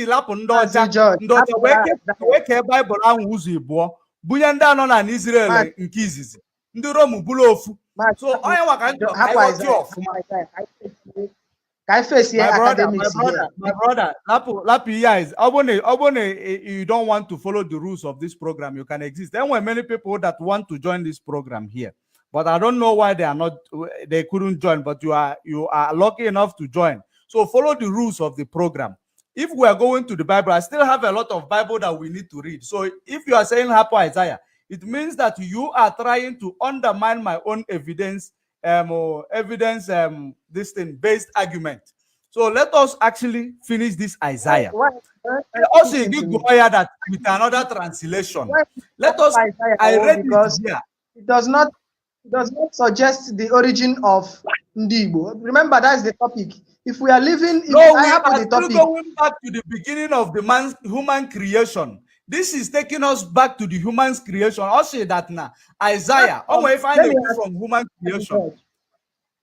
Mazi George, let me ask you. Apart from human creation, take us to Isaiah. Isaiah. Mazi George. So, apart from the Bible creation story, do you have any other creation story? Do I have any other creation story? Yes. Yes. Apart from Bible creation story. Yes. Of course.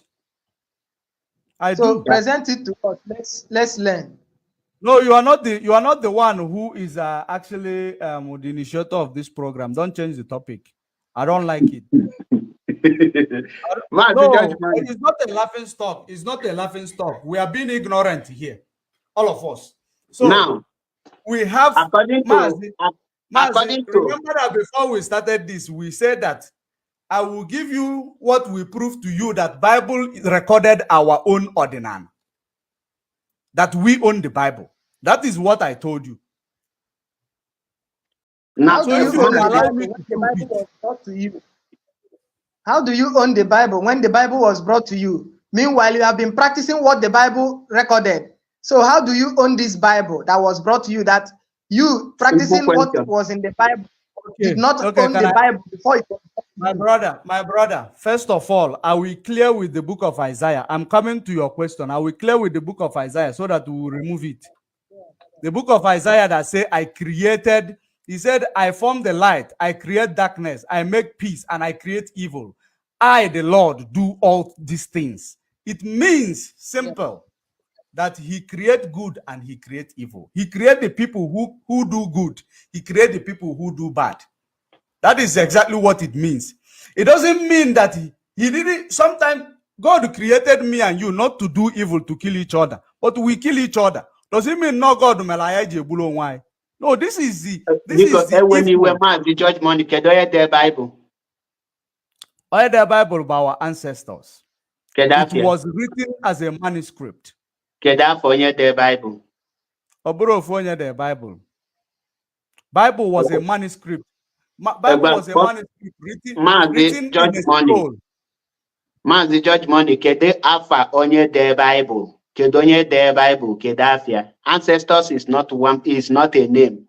Like my ancestors did not write Bible. So we hide here, question and the answer. And obuna inanye for that now.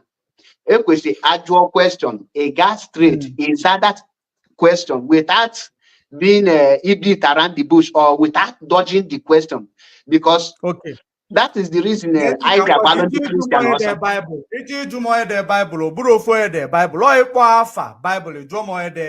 Because Bible Bible ka mma kedu onye dee Bible. Anyị nwe Bible. I don't know who is the owner of Bible, because who is the owner of the Bible? If you know Bible, because my brother, let's be sincere with each other. If you don't know the origin of Bible, you tell me to explain to you the origin of the Bible instead of asking me a question that does not have meaning. Bible was not written by one person. Bible was a manuscript, that was gathered together.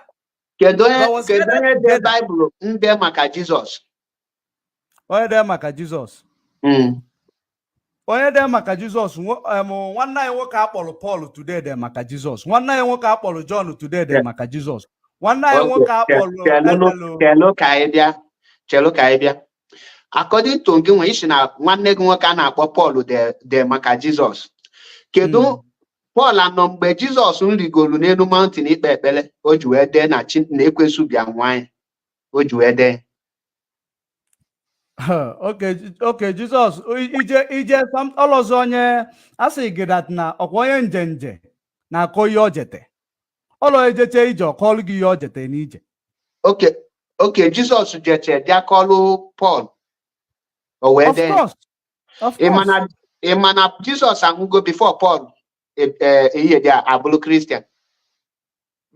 You nwere idea?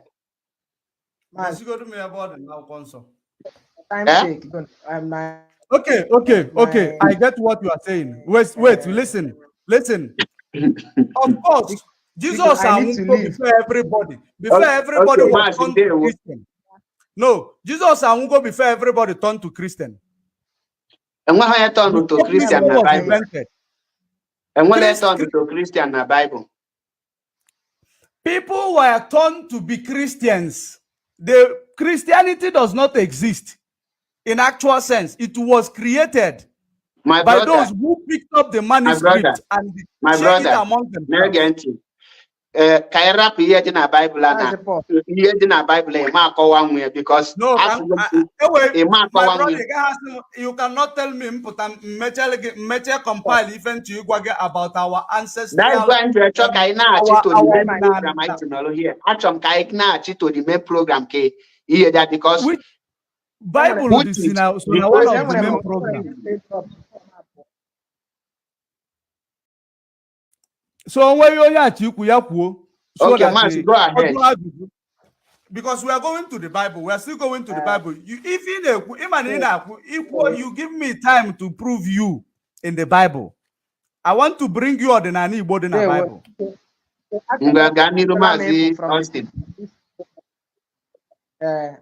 Actually, I'm people from this program. So what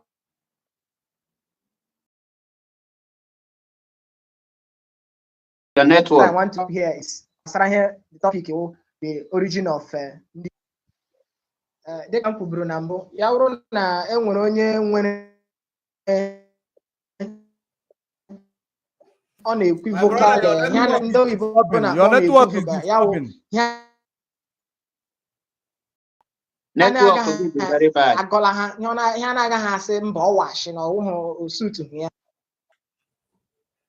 My brother, I want you to go to the poster. Go to the poster we made before this program. Read that poster very well. So you can't come here and tell us that we should go out of the Bible. Read the poster we made before we started this program. I don't know why you are so scared of the Bible. Why? But every time, why are you scared of hearing what is written in the Bible?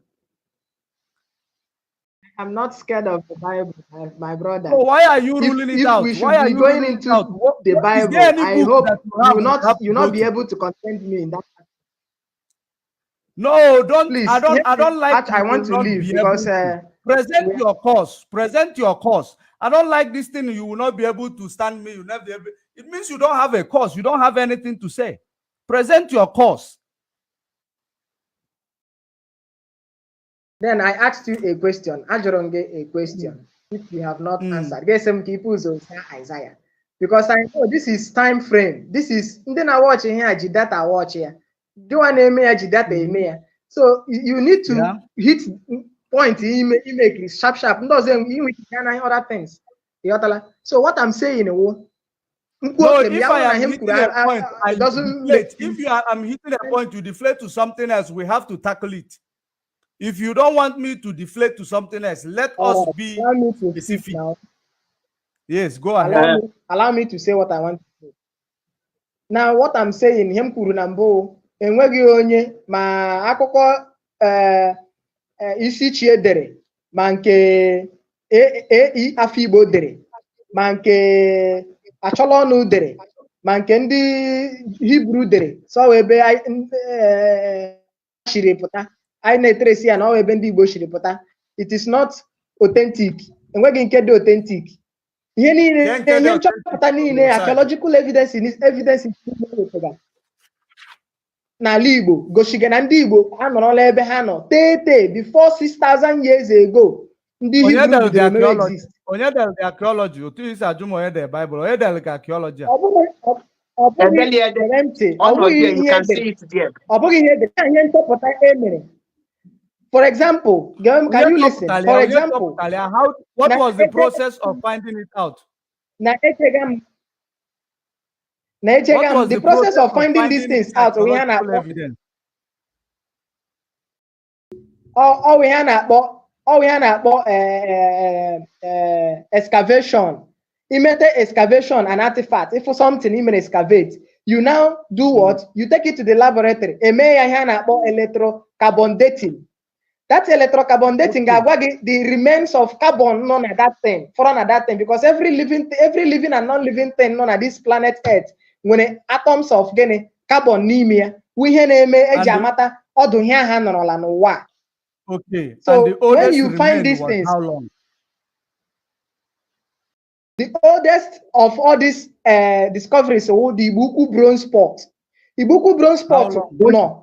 Which India example of a region? Ibuku bronze pot, Toro ndi Hebrew. Ibuku bronze pot, Toro so many. Let's bring clarity with this thing of Indi Hebrew. Can do Indi Hebrew in Kumakia? Ndi Hebrew, Ndi Shi, a group of family hapro, Obodana Bokenan, Biawa. Africa, Biawa Kemet, Echonri, like you were saying earlier. Kenan or the Kenan on Mbagugu, Ebana or Levant. Continent Kenan the originally. Continent Kenan the originally. Originally, Kenan on Africa. Thank you. Kepani is in a hasi Kenan about Africa.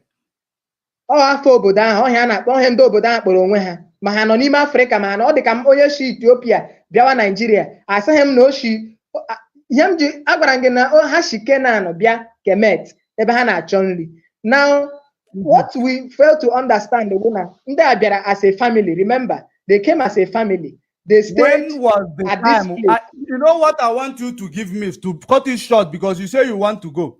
You said that name were bronze that has its own the age of that bronze is actually actually predates the Hebrew.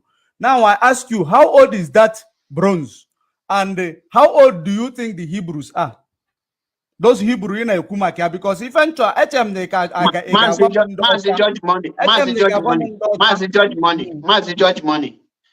Judge money. Yes. Mazi Judge money. In Weliki Genti one thing. Okay, Ganiru. Yes. Jerome say Afolek at that bronze pot today. And Afolek and the Hebrew day. The Hebrew according to Hebrew legend, Torah, Adefre, the area Boya Bible, Hana Kawana, how no 6,000 years. Oburo Torah keji the area Bible, no. Ebeji the Bible na Torah away from manuscript. Bible and Torah is from manuscript. Ancient scroll from Egypt. Kemet.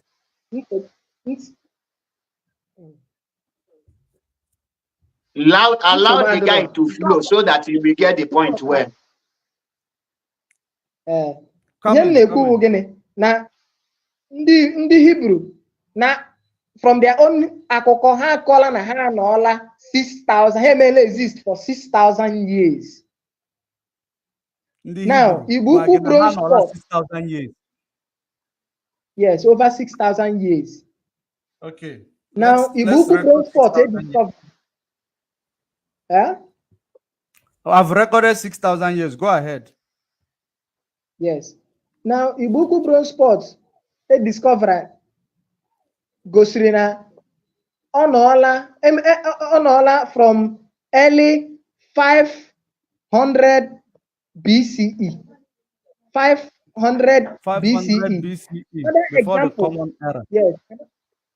Yes. Another example, the Insibidi inscription artifact enwetere na Ejegam date 400 BCE. 400 BCE, the earliest human writing system, in CBD. Ile gale the scriptures na akụkọ ihe gbasara ndị Hebrew. Mgbe ha jiri gale the fourth dynasty na Egypt, Kemet. Gale ihe niile gbasara akụkọ niile akọrọ n'Egypt. Gị hụ na nke 500 BCE ka tọrọ ihe akọrọ n'akụkọ gbasara dynasties in Egypt na Kemet. So it will now suggest that gịnị na ndị a nọrọ na Insibidi writing a nọrọ na tupu Hebrew apụta. Now when you look at Hebrew language and then look at Canaan where ebe ha shiri pụta as a family, I keep asking this question. Ya bụrụ na ndị a shi from Canaan, Egypt, which language ka ha sụga?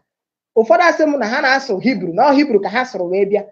Then ka ha laghachiri back, ndị ahụ ha mitiri, because mgbe ha hapụrụ as a family, enwere ndị nọ na Canaan back as ndị Canaan already. So ka ha laghachiri back as after 400 years, because ka ha na multiply kwa, ndị ọzọ na multiply kwa. So now does it mean that their language ha sụga? Ndị ha na-anọ na back to Canaan asụga ha that same language ha sụga bịa Egypt.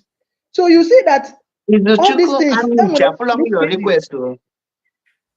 enwere leakages, enwere gaps that it does not answer. So what we are saying is that gịnị ndị Igbo, the evidences pụtara garanụ gosiri na ndị Igbo anọ n'ọdụ nke na-enweghị traces ebe ha shiri pụta. Ọ ihe m chọrọ ka ịghọta ijide n'aka n'abalị a na akụkọ niile ị contradict go onwe gị in several locations. You talked about 400. You talked about 400 BC. You talked about 6,000 years. Yes. That Hebrew existed only for 6,000 years. You talked about 400 BC. 400 BC is between 2,000 years, 2,400 years. I ask you, how old is the Igbo Ukwu bronze? How old is it? According to the archaeological report I cannot. So there was no archaeological tell you how old are they. But when you that means there is no archaeological report. I cannot tell you how old the people at the moment now. But when you go and read about that Igbo Ukwu bronze pot, you will understand him on carbon dating here date back to 500 BC. So 500 BC, how old is it? 2,500 years, maybe. 500 BC is around 2,600 years. So how can it be older than 6,000 years? Maybe I don't know. You calculated it now.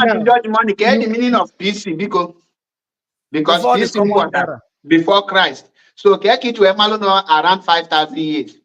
No, you convert it. You convert it before the common era. How do you make the conversion? Get it to make here. Okay, it is you know how you do the conversion. You can easily go to Google.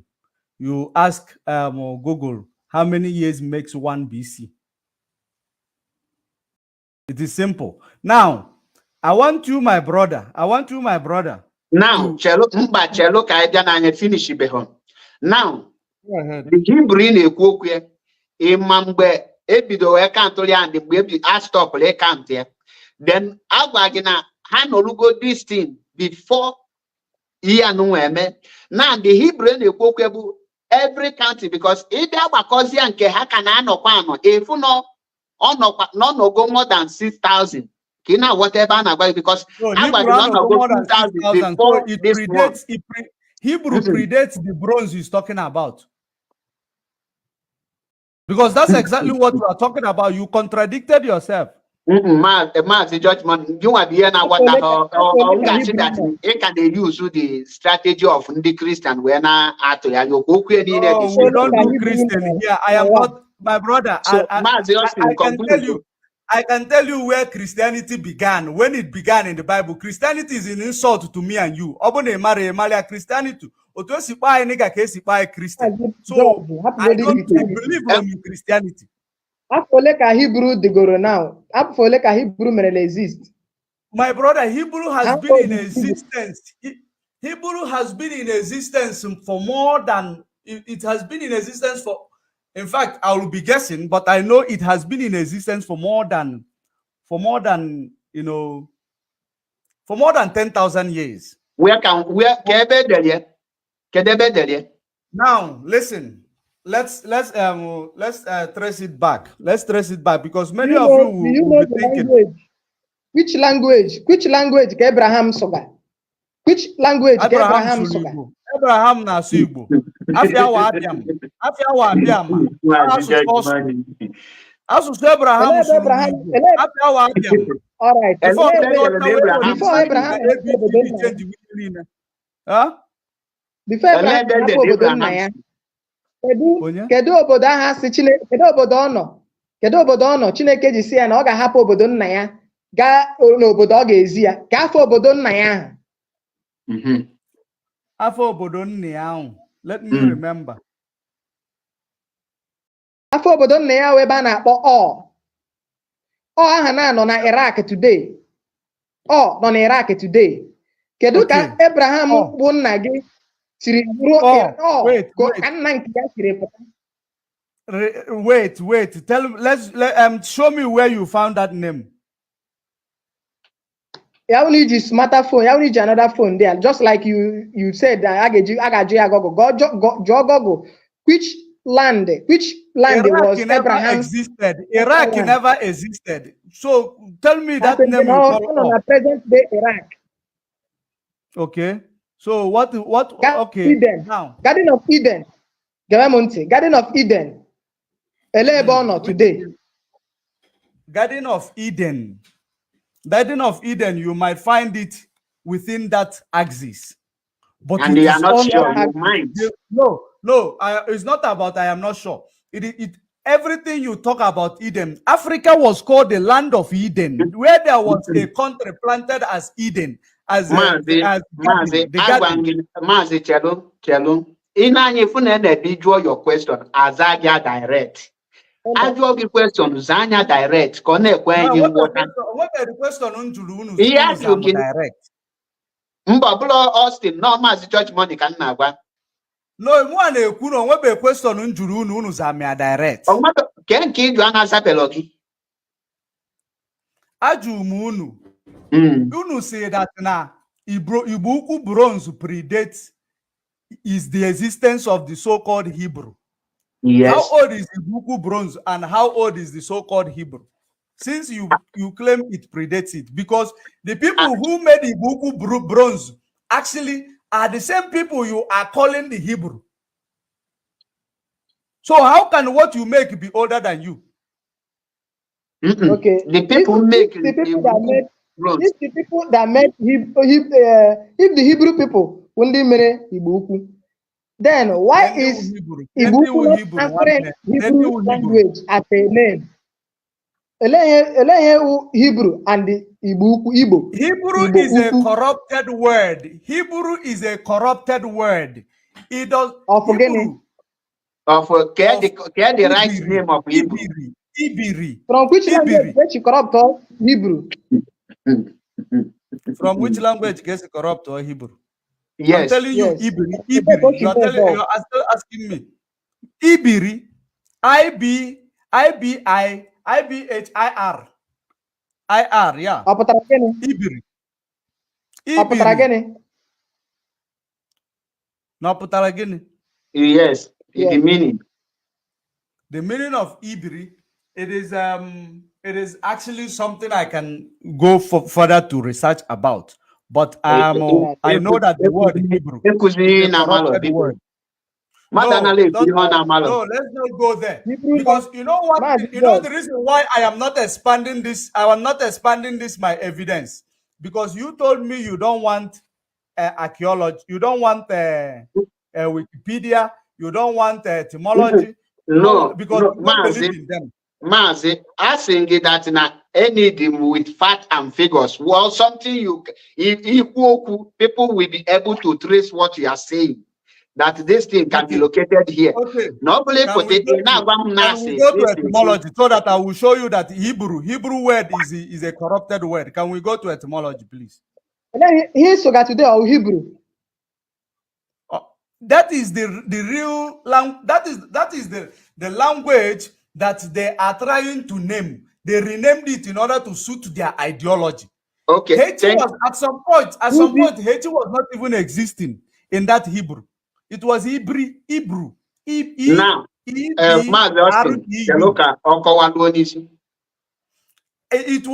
was at some point Hebrew. Then can I bring it in front of your screen? Can I bring it to your screen? Made further research. He can be able to tell us the meaning of Ibri or so Ibri or so again.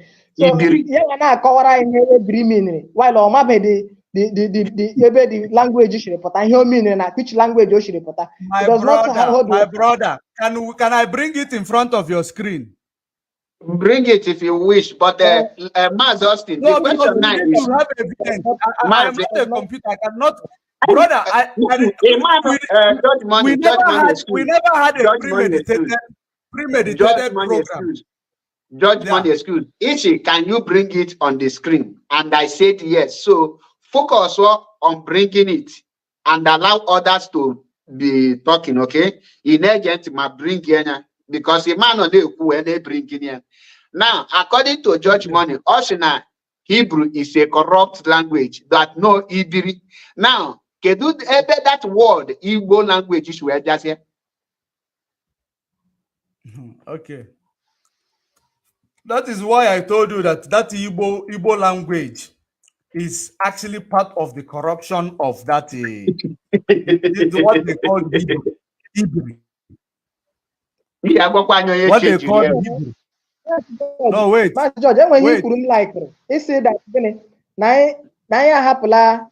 I did disconnected from the CBD our original language, our original writing system. I agree with you on this aspect. That again, but if you agree with me, you have to agree with me that the manuscript was written within CBD.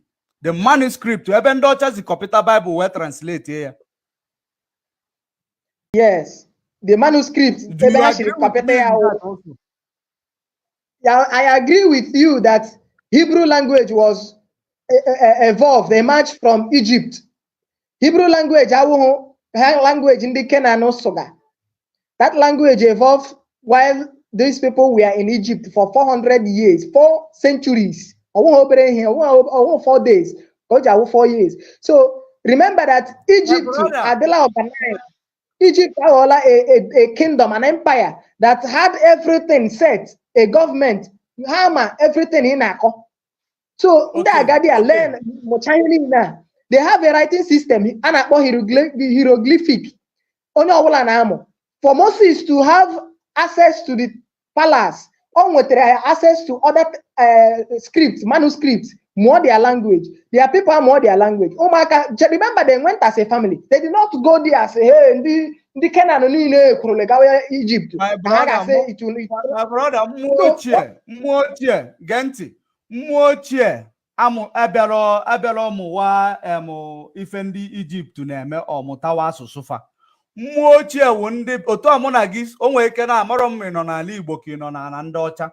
maka na okwu ife na-ebute ife. Asking in ife na-ebute migration okwu famine.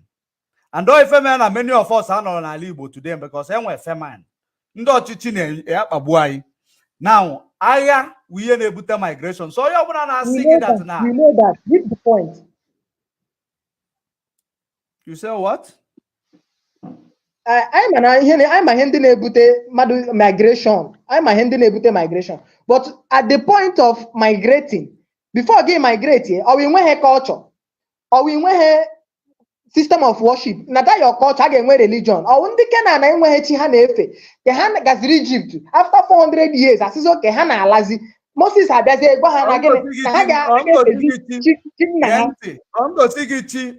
again. Ndị Israel na-efe ụmụ Jacob na-efe before ongosigo otu ha si efe chifa before ha bịa Egypt.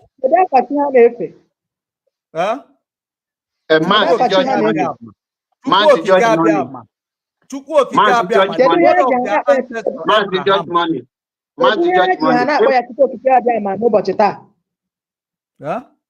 ihe si na ịchọrọ iwetara ihe nna-etie since and ịmana ihe abụghị dịbe that's why enye gị chance ka ị na-akọwa na-aga ọ bụ na ọ dịla igbe anyị onye na-achọ ịbata ọ chọrọ ịbata ọ bụ na ọ chọrọ ịbata the link post go me more than 5 times even ị na-anya kịta na the comment section ị ga-afụ the link ọ link ka Mazi Austin ji wee bata ọ chọrọ ịbata ọ just na-ede na ya chọrọ ịbata ọ chọrọ ịbata. Izuchukwu ọ bụ na ịchọ ịkpọ igwe ọ bụ na ịchọ ịkpọ fonu ịkpọ igwe now bugotelu m ihe a ntinye dị a o nwee efe ntinye dị a bugotelu m ya ka m wee type onye nche type. Now this is etymology. Can go see that the word Hebrew is corrupted.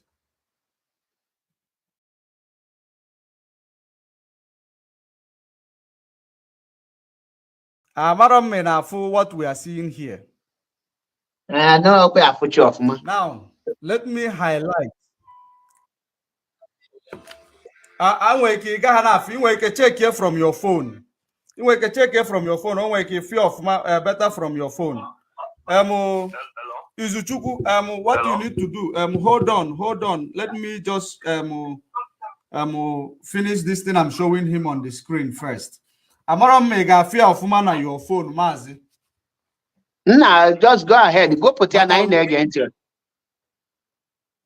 Okay, let me read it. Hebrew, they say it's an adjective. Let Old English from Old French, Ebreu, which is Hebrew. From Old French, from Latin, it is called Hebreus. From Greek, it is called Hebraeus.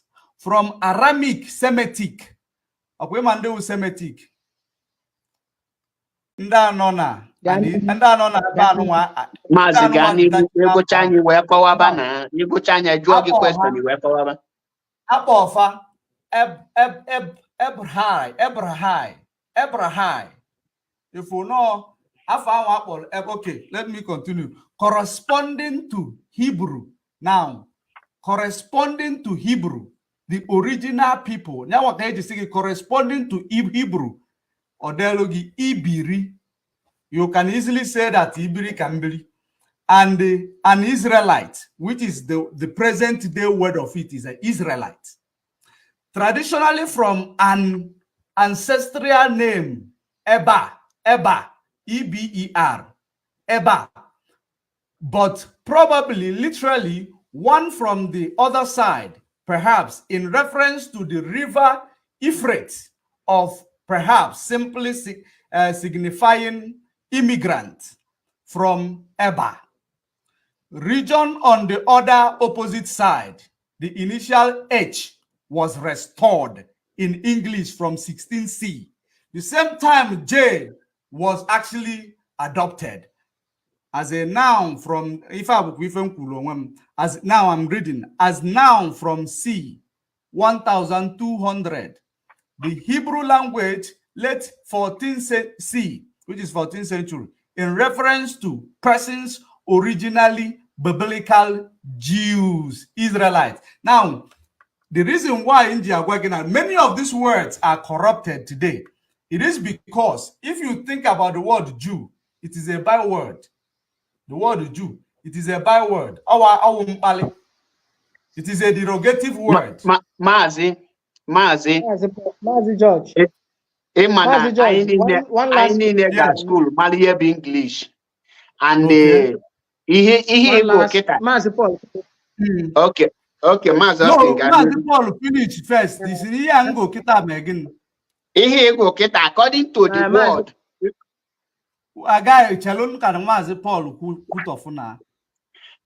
According to Hina here now, the word Ibri or this word, all these things originated from English, Old English language and French language. That is where it originated. That is where they derived the word. No. I read the one that originated from Old French. Should I read it again? How about the corresponding to the real word? Mazi George Money Chelo. Because I can well anya nwebe homori anya we luo now. Yeah. Late Old English from Old French. Yes. Ebiru from Latin. Hebrew. From Greek. Hebrew or Hebrews. No, from Latin, Hebrews. From Latin. Okay, from Latin. Hebrews. Now, from before Greek. from English and the French is what? I say from old English, from Igbo, old and the French. From Old English and the French is what? Okay. Based on you coming in, let me come in. I want to ask you, can people Igbo?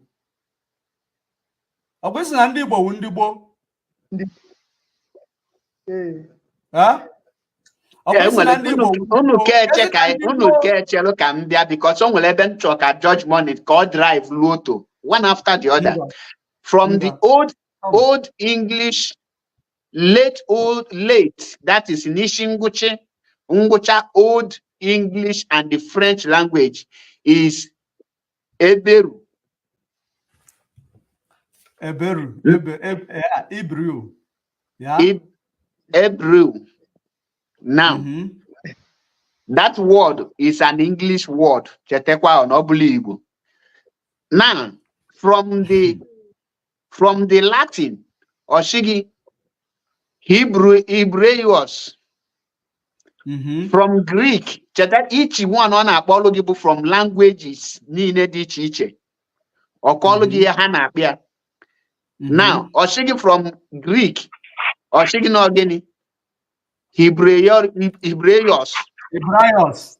Yes, from Aramaic, which is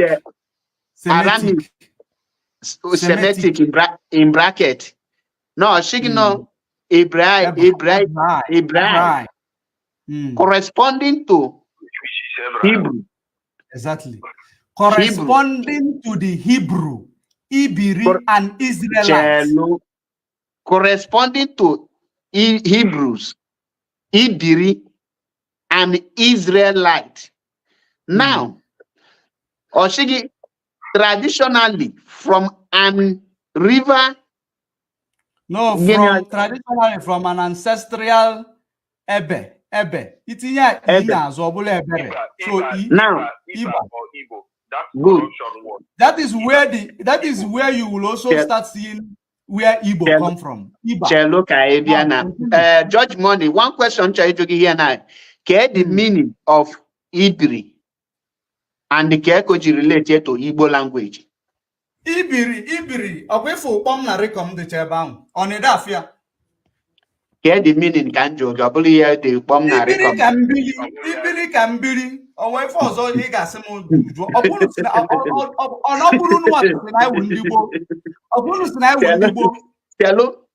in other words, in English word of a word, argument people learn or something. This is not how to do things. Okay, Mazi Ganiru. Mazi Austin Ganiru. Because somebody actually work with hello. Actually, can work with this. On the phone that is talking. Also, that he couldn't enter. Only you send the link before. On Sunday.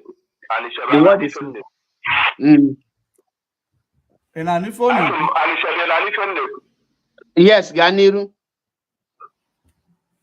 One thing look ekeneng ịmana anyị na-emife anyị emezi n'ife ka ọ nwere something anyị na-azọ asụ ụmụnne ife anyị ji nọ n'ebe a ka anyị mee ife ga-abala anyị uru ka anyị wee nwee ike achieve our goal onwe onye ọnọdụ anyị nọ ọ na-atọ ụtọ etu anyị si wee nọ tata mana anyị bịa mmeri ife a were too much na anyị amaka ife maọbụ na onye anyị win maọbụ na onye anyị lose, we cannot go anywhere. We keep on doing the same thing year to year and we cannot achieve anything. If I bịara kịta ọ bụrụ na o nwere something mmadụ na-amalụ nwanne ya gbazie ya onu o nwere ebe onye madewere something nwe ebe ndị ọzọ madewere and during research anyị na-eme onye fụ ka nwanne ya kwuru eziokwu sọpọtụ nwanne ka anyị wee were ya wee gaa together ka anyị wee nwee one thing. If I do ever a platform today, I got to our root. But now, that root now, I know only I'm able to Mabia, I'm a born away. I reach any back to Eri. Eriapo, I know Cambodia, Erioge, Erimbe.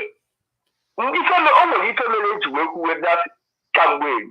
And the area tata mmadụ onye na-aza edi n'ụbọchị tata onwe ọtụtụ onye na-aza because ndị be anyị yachi iwepụta evidence from everything onye kwuasị ka eje Google afọ ndị ọcha dị onye dị ọsị ka eje archaeology dị wrong onwe ọka ife logi all these things esi wee help anyị and the end of the day ndị ọcha ka anyị akpọ kafa bịa meere anyị because now ajụjụ onye dị Igbo ọ bụrụ na ị malụ ige ntị onye kụziri ife emesina n'ọka iwee takụrụ ka iwee duzie na ipuchuru onye ahụ down onwe ebe anyị eji ya wee do onye ọbụla na-amụta ife niile o nwere ike mma amụta na platform and o nwekwara ndị ọzọ ga-anọ ebe a ga-amụta wute ife anyị na-ekwu anyị ncha niile a na-eme research ka anyị nwee one goal mana anyị mebe ife a onwe onye na-ekwe nke ibi ya kwụ oke because of na onye akwụ mmekweti ya onye fugodi na eziokwu mmekweti ya ife niile a dị very simple and ife niile anyị na-eje ya aga based on nation.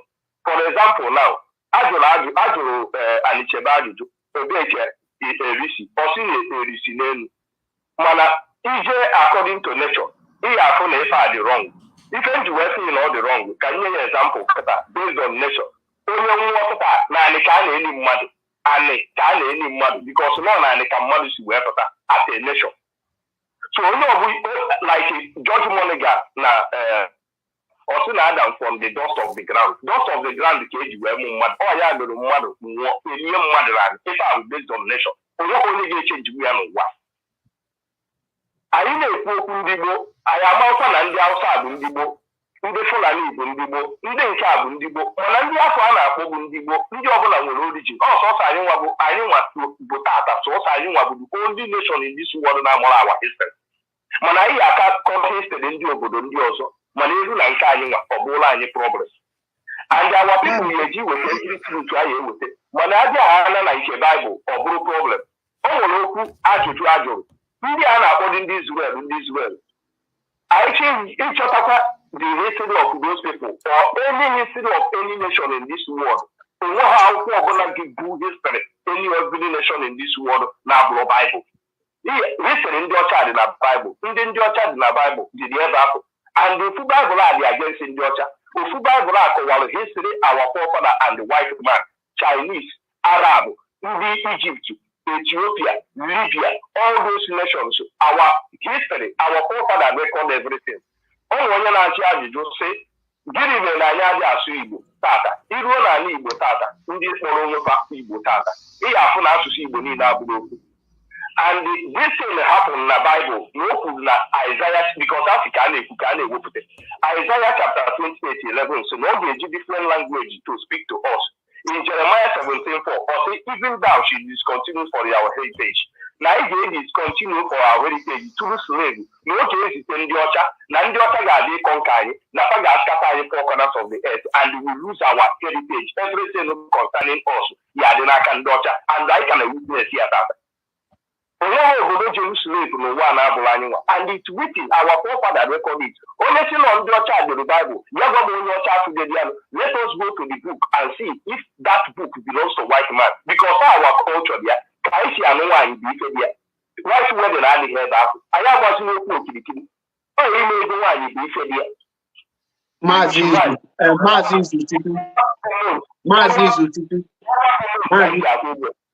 Mazi Meganti, the Ian man in future local here now. Repeat it, he condemn Kibia here now, Mequanya, which means he just no more wegi. That is why on the home Madi Bido with he condemn something. Equal something, Mechepa made the same thing by Asian here and Mendigo. Bonene Beku, as she would approve, as she would think. Manikuche choi nyani prove when oloka nene shine that na iye ndi Igbo culture ndi Igbo dị na Bible na nkanu dị na Bible culture ndi Igbo anọrọ na Bible. Can I read it for you? Can I read it for you? What you will ask is what is culture ndi Igbo before you read it for me. No, I will read it for you. The audience will see whether it has a now read na Bible. No, excuse. Fact and figures. Equal prove now. Chelu is the chelu. Yeah. If you're not culture ndi Igbo. And well one, I get a lady, man need you orgy where go for. What alum na Bible, ebe del na maduji orgy where go for na Bible. Now, if you're not Igbo. Hold on. Let me answer it. Thank you.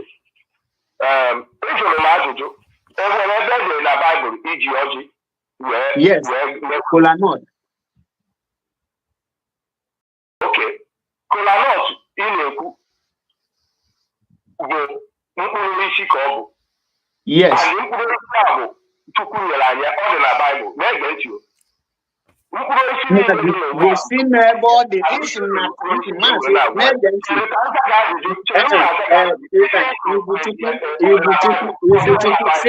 and I tell you I spend the whole days. Is which you can tell you I spend it. And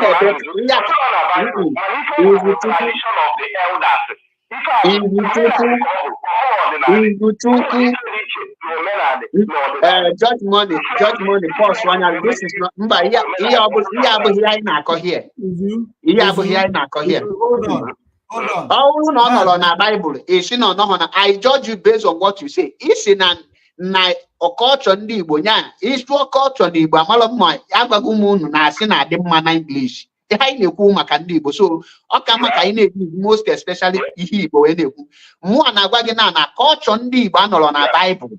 Enwere ya na-akpọ coincidence that now one of the other people culture happen to relate to your own. That does not mean that it is your culture. For example, ndị Igbo mana anyị nwawu ndị Igbo ka ndị culture ndị mmadụ zi kwesị ịmụta from anyị nwawu ndị Igbo ga-awụzi coincidentally. Listen. Every people have their origin and their way of life.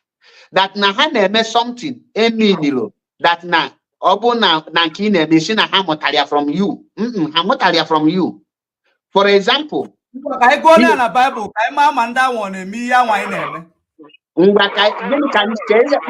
you get na Bible, you get to outline your own culture. Give people your own culture. Okay, you can tell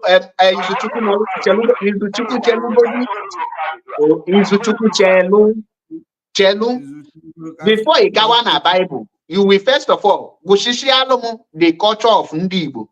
so that ị na-abịa na Bible wee na-asị yes ọ bụrụ na kategorialụ m culture nna m ị ga-agwụ ka m wee malụ ma ihe ịkwawalụ m ihe culture ndị Igbo then ị gazie na Bible iwepụta ya Igbo not na Bible simple as that because abụ m onye Igbo ama m culture ndị Igbo malụ omenala ndị Igbo ihe agụpụtalụ m omenala ndị culture ndị Igbo then ka anyị wee jee na Bible. Okay. Just want to continue. No, if you want me to continue, I can actually outline some of the ones that I know. Then you can join force. Number 1 is circumcision. Ibu na 8 days. That is not culture. That is not culture. If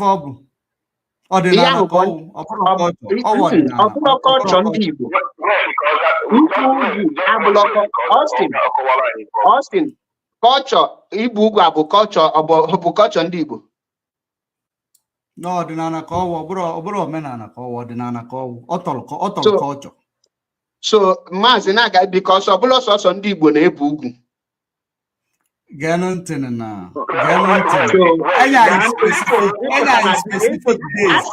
Gwa m the culture ndị Igbo ka ije gụtalụ ya na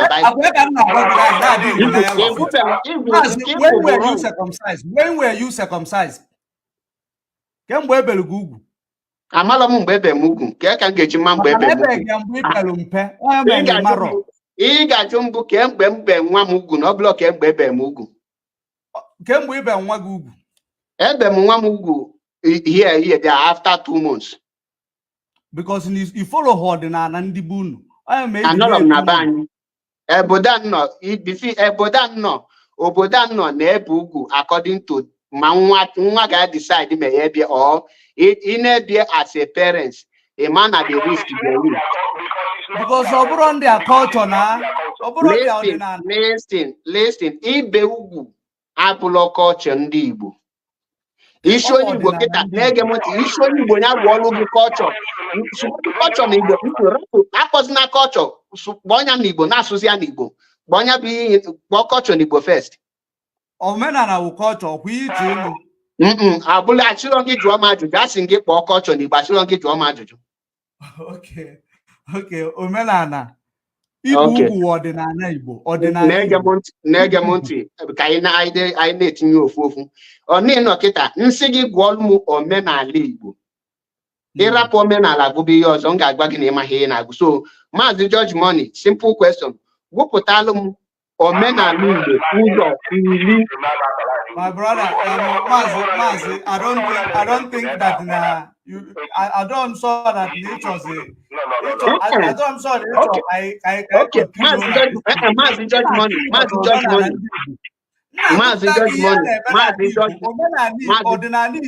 Mazi George Money. Simple something ka I follow. Ihe aka nchi na Christian onye ọbụla na-edefend Christianity anaghị ekwu straight. Pọt godo onye a na-ekwu okwu biko na ka anyị na-anụ okwu. Okay, please hold on. Chelu, Mazi George Money. Oh, Chelu godo izu tupu Chelu na. Mazi check and jog. Achọrọ m ka ịpọs onye Chelu ka ịdị in order. Ofu onye kwuchi onye nke ọzọ ekwuo. Mazi George Money. Ị chọrọ ịga na Bible ije gụpụta something.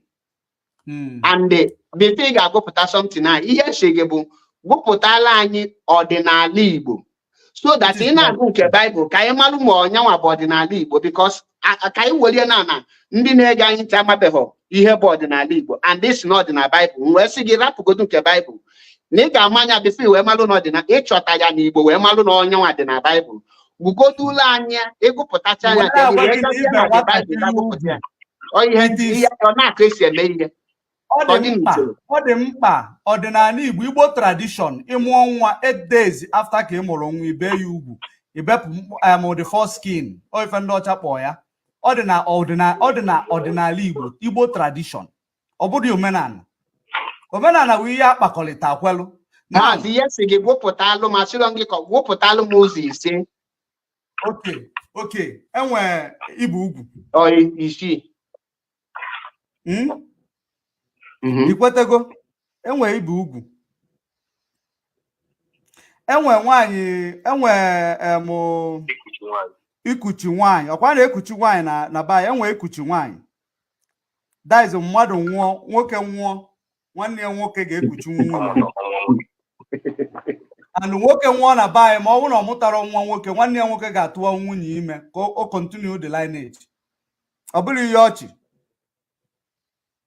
ọ na-agụ nke a wee bụọ nya asụ onye Igbo Igbo kịta mmadụ pụtasị gị gwụpụtali omenala Igbo ihe a ka ị ga na-agụlụ onye ahụ brother ife na-agụ gị wee Igbo tradition tọrọ omenala tradition tọrọ omenala Mazi Paul enwere ihe unu na-aghọtaghị ha na these questions tradition omenala and the culture anyị ghọtaghị gị ya omenala Igbo wo the culture ihe akpọ culture in English ihe akpọgawo omenala ọdịnala Igbo nọ n'ime omenala Igbo because n'ime ọdịnala Igbo dịka Igbo spirituality ọ dịka n'ime omenala bụ ihe ndị elders gather parliament na-eme omenala ọdịnala so n'ime omenala ka ị ga-enweta ihe niile ndị eji mara ndị Igbo ma history anyị ma okpukperechi anyị ma aha anyị ma language anyị ma otu anyị si azụ ihe niile omenala mana n'ime omenala ahụ enwere ọdịnala omenala bụ ihe eji ama ndị chọrọ ka ọ gwara gị ihe gbasara gị ọdịnala dịnụ gị mara ya achọ ka ngosi gị ihe m na-agwa gị ibu ugwu anyị nwere specific date anyị ji ebu ugwu ndị ọzọ na-ebu ugwu like gụnwe si na ibe nwa gị na 2 months Mazi George Money ị na-atọ na ihe atọ ihe ụmụazị to be honest with you na-ege ntị my brother, if I may tell you, I'll go and turn that to you. I am telling you that asking that Igbo good in ordinary Igbo. I want Igbo. Where's Bonnie Igbo? I'm where Beluga at 8 days. Joy and yes, I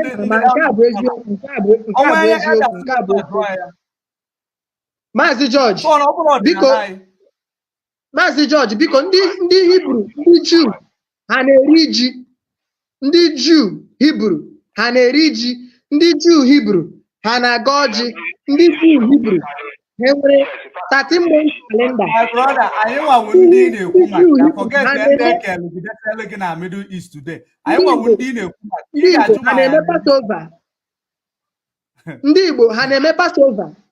Ndị Igbo ha na-eme Shabbat. Ndị Igbo ha na-eme Pentecost. Pentecost. Yes. Ndị Igbo okay. Isi na ndị Igbo na-eme Passover. Ndị Igbo na-eme Passover. Ndị Igbo na-eme Pentecost. Ndị Igbo na-eme ka ihe ọzọ ịkpọ na ndị Igbo na-eme. Ndị Igbo ha na-eme Passover, Shabbat na Pentecost ihe atọ a eji mara ndị Hebrew. Ndị Igbo ha na-eme ya. My brother, genti. O nwere ihe nchọ ka ịghọta. Achọrọ m na gị na-ekwu okwu maka anyị nwa our connection ije na-akpọ m ndị ọcha ya na ndị Rome kelu Bible eke. Achọrọ m na gị na-ekwu okwu na-akpọ m ndị anwa afa. Ndị anwa adịghị eme exist na my mind. Akwị na ebe agwa anyị na ndị Hebrew were corrupted na anyị na ndị Hebrew na-emekọ ofu omenala and the Hebrew apart from Igbo language. Asị ọcha asịrọ gị na anyị na ndị asị gị na anyị nwawu ndị anwa akpọ Hebrew anyị nwawu ndị anwa akpọrọ ya before ndị ọcha wee zawa ya ewe buru dị afa so ibu isi kpọnwere masị George Money yeah. Achọrọ m ịjụ gị this question na Bible ahụ iji ebe ahụ ị chọrọ ịga na this circumcision ị na-ekwu kemgbe ha bidoro ime circumcision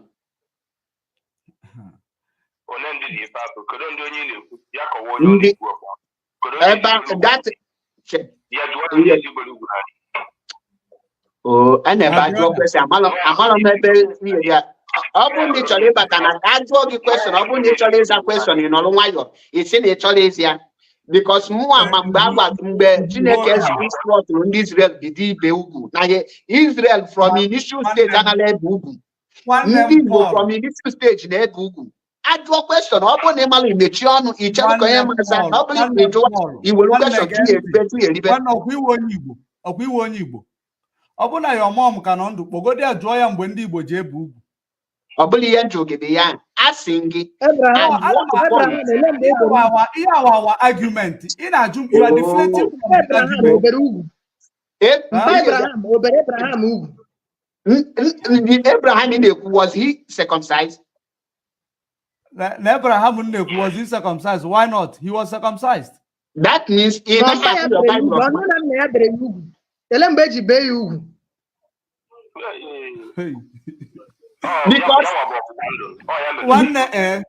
me tell you, you are deflating. You are trying to now we are not deflating. Abraham was circumcised. And that is the covenant God. Chukwu okike abịam. Chukwu Abraham. Enwere ebe apụtagolu Chukwu okike abịam nọ na Bible. My brother, I want you to know that in a translation, when they translate like the manuscript to Edelun in CBD, those who translate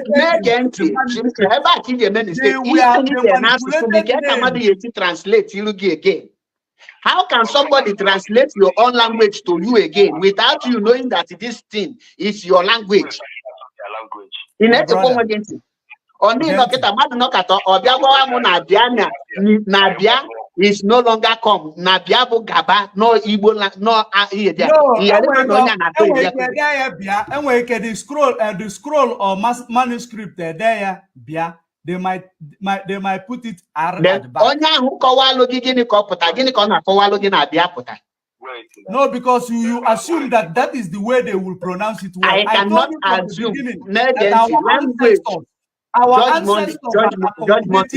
Judge money. With hearing on screen here now, on no relate to Igbo language. And Monagena Abama Hidopotalo.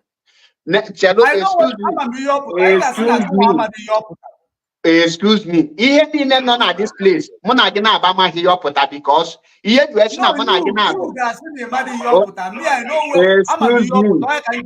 excuse me. Judge money. Because excuse me. Oh God. Judge money, Chelu. Mazi Austin. We know here, I draw judge money, the meaning of Ibiri. Or Shinaya get chunk can. Okay, yours are here. Yes. Now, all mom ya or Gaba no get chonya. I heard that because I don't remember blind argument. Excuse, judge money, which means excuse, judge money, negenti. I hate you, Moyana, or twice or Toby Yogi. Now, no, I'm saying that I have to check that thing because it is not in my judge money, because I'm here where repeat he kuna a shimunashi. But we go down and they cook no matter book any time or directly but here cannot the idea here. According to judge money. Or matter the meaning of here none at this screen because we asked Judge Money, he had no one not here. Can help Potanibo or Zan at this program, shining Nanya get on Ayamalo, which means Muniana Bamalo. Now, Nkaha the one side. Now, if then at this Hebrew or all these things said they put here. After me, Jukwa again, or Bob not Chopotago. Kedu ihe ọpụtalụ n'ala Igbo n'ọnụ Igbo because according to Judge Money definition before ọchịkwa no idiri ka mbiri Judge Money translate it again because everything will be coming from your mouth emechi watch ya the program ka ife ihe niile ikwu nwanne ịjụ m ka ife omini nsị gị that na I need to research further on it. Yes. So why he the third one? Because he got that use he thought it different now. My brother, I told him I know you are deflating and you I am not deflating. You jump from here to another place. Actually, the meaning of here non as we move to another place. Then we move. another, back to the things in say the mama. Then judge money. Inform question. Na mama here. Inside na mama here. We move. Manaju go get now. Let us move. Judge money. My brother, I need to research about it. While we are at it, I researched about it. I found what it is. So what did you find out? What did you find out? You say you know ibiri kambiri. Oh ibiri. Now, I like him a blind argument. I think then I like him a blind argument. I don't know. Now let's go back to the circumcision. Now we are the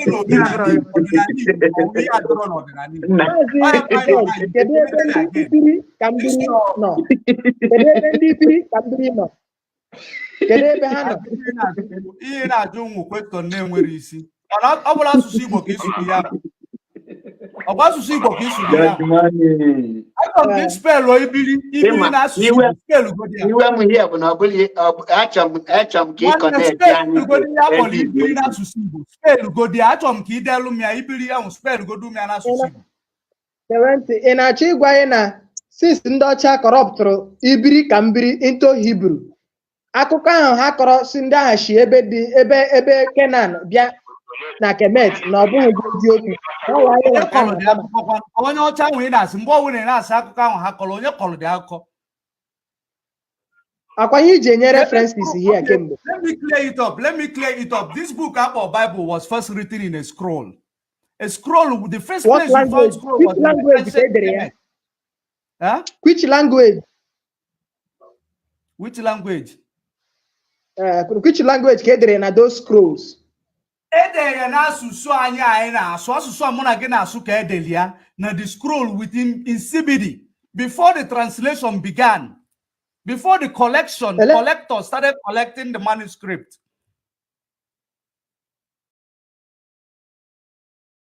Open and what insibidi. If I label insibidi now and show you, you wouldn't know it until I label the name in Igbo. How will you know the insibidi if I write it now? If I draw a letter which represents life or hospital, if I draw it, you wouldn't know it until I label it. Asike eziokwu. Ka if I na blind argument, ka I ga na ebe anyị na-ekwu maka ọdịnala Igbo. Circumcision ahụ anyị na-ekwu maka ya. Let's go there. Ka ịkpọzie ndị your parents, your ancestors, jụọ ka mgbe ndị Igbo ji ebu ụmụ nwoke ugwu. Ha ịma ma ọ na tradition Igbo. Ka ọ bụrụ ya. Ijekwe na ebe ahụ isi agụrụ elu ma ọ mụrụ elu. Ijụọ ha ka mgbe ha nwa na-ebu ugwu. Ebe ahụ ebe ndị Igbo si jugodo ha ka anyị malụkwanụ ka ndị ọcha si wee werizie ihe anyị na-eme tinyela anyị na Baịbụl fa. Ndị ọcha na-ebu ugwu. Ndị ọcha nwere ike ọ depend otu ha si chọọ. Simple question. Ndị ọcha na-ebu ugwu. Ndị ọcha na-ebu ugwu. My brother, ndị ọcha na-ebegodo ugwu. Had he I what differentiates us from Ndau? We have a time to decircumcise. Emergency. Each man nene your way of worship. That is number one. Give me way of worship. That is your number one way in identify your people. Now, na the Hebrew in the Hebrew, analete chiha ka ndi Igbo ji ekpelu chiha. One corner, you are deflating. I am not deflating. You are deflating. The person that question. No, let me prove you another thing. Now, let me prove you another thing. This thing in our here, it means my brother is sick. That is idiru. Now, you put that you another thing. Or another thing. No idiri can be. You lied a total lie there. And that I like Roma did not twice in order to prove a point. Spell all the word ibiri. Spell all of me. Ibiri I-B-I-R-I. Okay. Now, Osigi, if I go look there. I am very common daughter on a day. My brother, oh God, my brother, translate you put here. I fear. What is translate he go put that? Because it translates in English. Onyegi, live, let me live. Then I might not break, I break, or any other. I'm at the meaning of live, let me live. It translates, it was not rubbish here because here, do you know the meaning of etymology? Do you know the meaning of etymology? And here on Agwadi, it means an Israelite. It's an Israelite, meaning that this thing, Ibri can be. Can do Israelite? Can do Israelite? The meaning of Israelite, Apotambiri can be. The meaning of Israelite, Apotambiri can be. In all here now, enough for something on you here. Can do Israelite, my brother. Israelites are Israelites. They are Israelites. The Jewish. They are the Jewish. They are the Jewish. The Jew. Okay. That means I want to go. I told them it's Malugodo the name I went up or Jew na Jewish. Google go there came out the meaning. Jewish. Let me tell you, Jew is the people. Then Jewish is their religion. Judaism, what is that again? Judaism, what is that again? Judaism, what is that again? Negative. Oh no, the Kamade said I'm a Christian. Now, I'm an example. My brother, Judaism again. I'm not Jewish. Judaism is the religion. Negative. Jew is the people. The person that Judaism is a Jewish. Then the religion is the Jewish. Is the Buddhism, Judaism. I mean, it is three. My brother, for the last time. For the last time. Now, Bible is our tradition. Understand? The people can afford Jew. Then the person now, Cheloma is judge money because he do question here can forward your man. Judaism is the religion. The person now worship on Nebeluchia through Judaism can afford Jewish. Then the people who put this Jewish are the Jew. Which you Ghana your Google again what here. Okay, you say you want to say something. Come in. Yeah, my brother. If you're not be okay. If I believe I name a blind argument, if I'm not this thing in Malia. Or don't want to pay man. You could near this thing. Or don't want to pay man. You know nothing.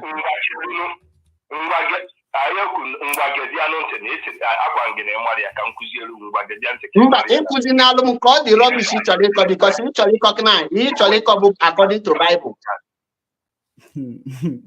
Why is you so scared of the Bible? Our Bible, you hear that. I don't want to hear that. No, I don't scared of Bible. The only thing is money. None of you there can defend hearing a Bible. The Bible are made up of lies, which you cannot defend. Up the truth. Bible made the truth in a Bible. Because so that we go and read it, brother.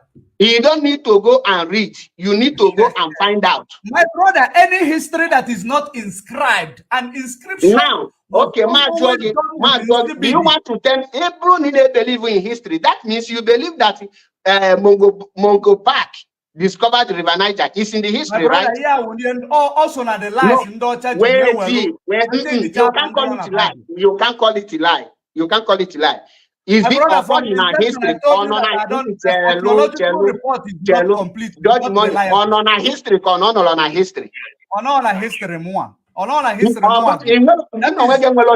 You yourself don't have any history written by you. The one you are reading, is not written by you. The question if you that none of you can be bold to say something straight. Honorable footballer may defend the Bible. We will see the person running around the book. I don't give Mongoboro Park discovered the River Niger or the history. I think that now we have simple question. Making that simple question. That simple question. As history because judge money. Is the same thing Madepota singing at Chineke Kelusos only Adam and Eve. then hana bo we mutu ụmụ nwoke we mutachi ụmụ nwoke ofu we gbuo ofu onye we gbapụ we jee na village ọzọ ga muta ga nụlụ nwanyị. He believe was such nonsense. Then he then will be call can believe wogi. But my brother, why are you deflating? How did I deflate? Can you just mention one in a Bible? Ngupta ga na Bible, ngupta ga afani na de na Igbo. Bagin de na Azia ebe a na Azia no kwa na Bible. Afani onwela apa dị na Igbo no na Bible. Onwela apa no na Igbo no na Bible. Isi na asị gụpụta ya. I challenge you. I challenge you and open the gate. If you are deflecting, if you can choose what you want people to hear. We are not here to learn. Mazi judgment between me and you, Peter. Who said that Obu no chok Ogu Potalo na Bible, Ogu Potana Bible? I told you that I want to bring out for you from the Bible. We start I go to one I go to. Just you get hold on that note. Obu kai video na Bible. Obu kai video na Bible. Then who again video from Eben Kusibu before? Because I won't Eben Kusi. Kai we video ma we video go to neba.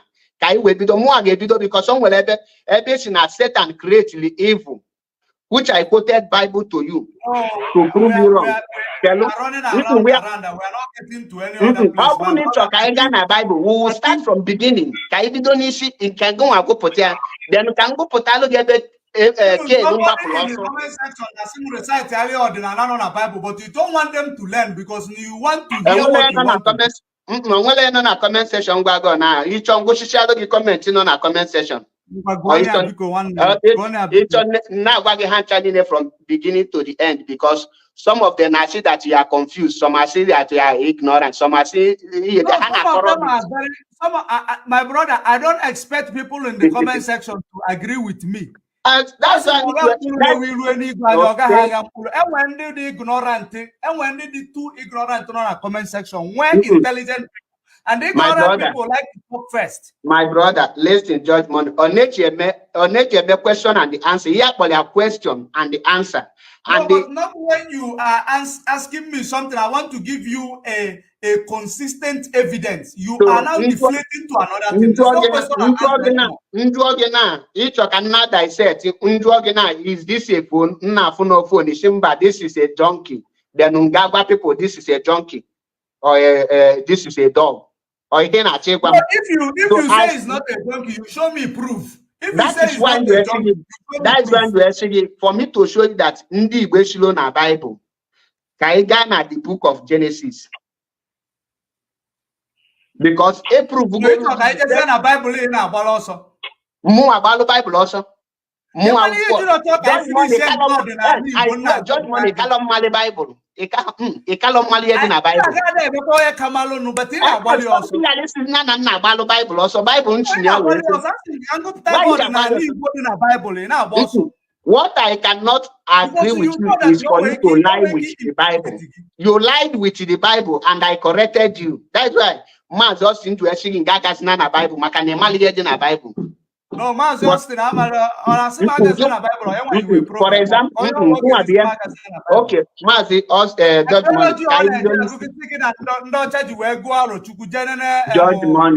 money,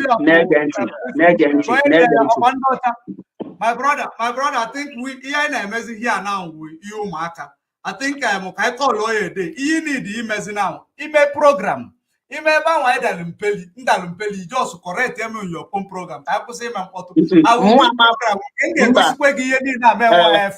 Mazi judge money. I cannot call you on my program. Or email Ihu Mazi call. Because but that is what we are doing here now because you are deflating here and there. I want us to be consistent. And any history that does not have a judge money, so we get melon for try send these Uchuku back to school, or Gaga school, or Gallo school. Oh no, my Koji Kuku, or Batana program, Yamalu Koji Kuku, oh Mazano here. Uchuku, please, I will send you back to school, please. Can't you on Akoya, Guinea Common? Oh, knows why not? Okay, also, no, my head in a Bible. I challenge him for an open debate.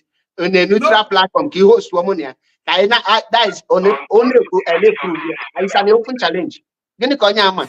Oga okay ko gini ono katabiashi na okay na Adam bozi Abraham but Adam. Brother, I think if a man know that now. Instead of us to be here, because I don't remember I want to say we are not compatible in doing question. No, but I have listened to you. I want us to be consistent. I treat me ordinary. I may go in a Bible, go close. Are you judging our way, Bido? My brother, check and go see. Let me bring out this thing I was email today. Let me bring it out so that you will know that if I was email now, it's the Bible prove. We're proving from the Bible. Let me show you. Let me show you something here, so that you will know where we started and what we are here to do. So that ka judge money or just ne me solia. I don't me sol more if I plan we puta and chok kai met off. Get a base with the photo na phone ga na phone. Judge one.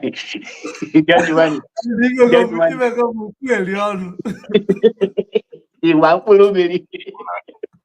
Okay,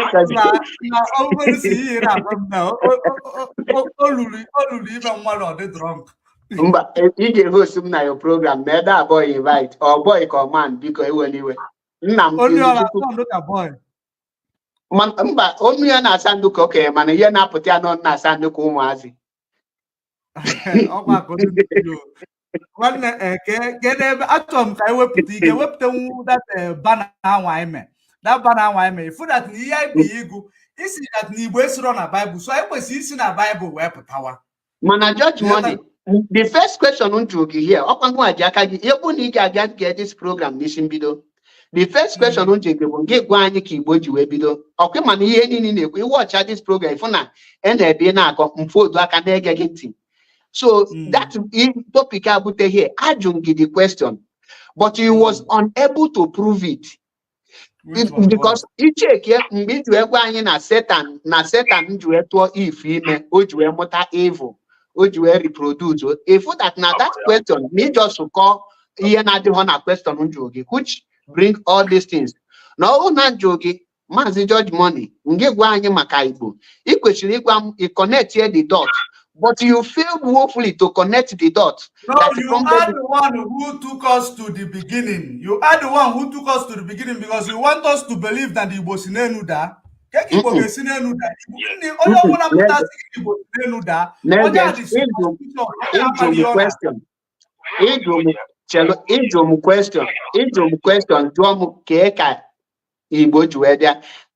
can to charge the Ebe Ibosi.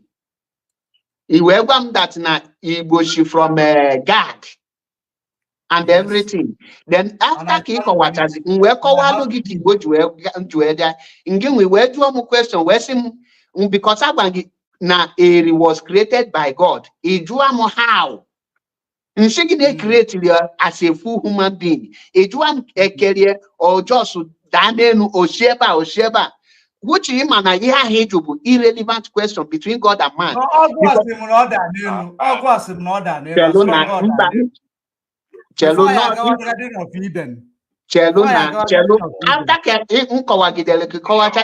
Question. In where to say the same question it was not it was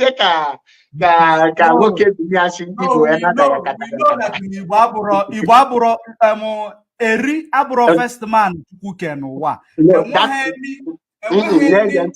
Philosophy. Mistake. Eri is the first Igbo person. Adam who first Israel. That is for Adam. Every people Adam were the first Israel. I think the first man. First man is in a Chukuputa. No man now we are not koyeri. Yeah, whoop your time in the guest by because I'm not attack and work on a cocker and pull you that anoman judge money. Judge money, whip anoman, judge money, whip anoman. Whoop the animal on your is what is your yakaraka. I hate you. I hate you more. That's when you got to try around up because Obuno when usually you put on the table, you have a 30 minutes to connect every dot, and the more big empty. Obuno can put all the discussion, the question to you before you put one, then I'll put that. Okay. Please, if you want to put but one thing I wanted to do is your network na cut to the cut. All recorded in the Bible. Igbo traditions in the Bible, and the Bible efo the against ndị ọcha kunu na asị na ọ dị ya dịkwa against ndị anọ ebe anụnwụ na-akpọ ndị Hebrew today. Bible efo the against them. Bible gwa gị na ife ga-emefa. So ka ndị dezi Bible ga-esi dezie their doom. Ọ dịrọ possible na. So ama m na ya ka nwekwe network here. Judgment go and ekwu. Ọmụa na-ekwu na ka ezi ka ndị unu si ide Bible ga-esi dezie ihe ga-egbu ha ihe wu their doom. Okay, okay na Bible. Hey, network okay. Judgment be your conclusion because and when keep for a Christian guys that question.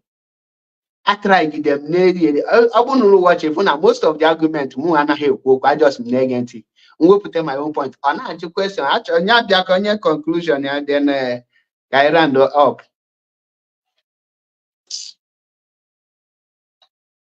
Mamebojo ono to taku shino izu all this area. Now in clarification, because Judge Money we disagree to agree. And for those of you in China, Mona Judge Money, so we never quarrel, we disagree. Ebobne de Koku Akweshi, Anna Bamba, a Bankata, a Moos, a Mempoto, a Pukote Koku, a Chikonya, a quarter. First of all, and well, Yechikoli in Israel. And the reason you are working and well, Yechikoli in Israel. Inanya Nandi Bonelli, if Nandi Israel, Anna Anna such in they don't eat the same food.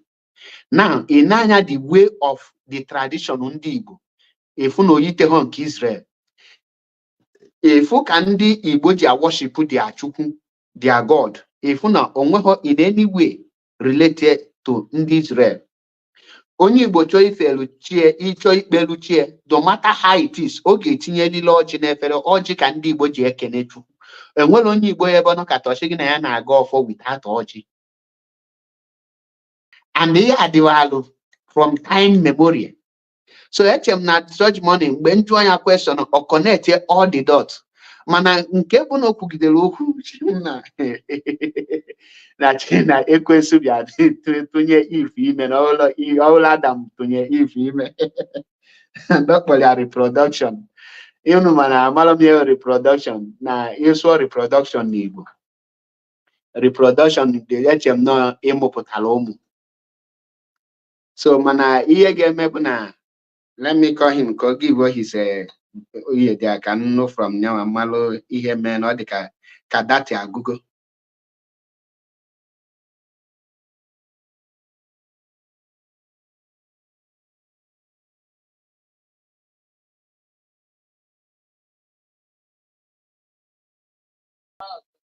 In your closing remark, it will just no quote for us of him.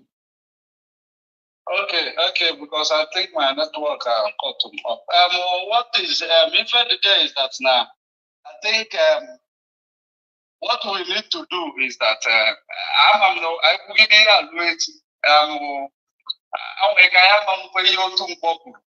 but my closing remark is that we have actually tried. At least if not for anything, we showed our people that no matter how we disagree with each other, we will disagree with the happiness, not with the fighting or with the, bearing grudges. You understand? So we just tested our knowledge. Even the Bible said that iron sharpeneth iron. So when film mutapanaka, I believe no we give if film mutapanaka, no I actually uche. So all film we nga bia na your nga kemba shinga bia na your program.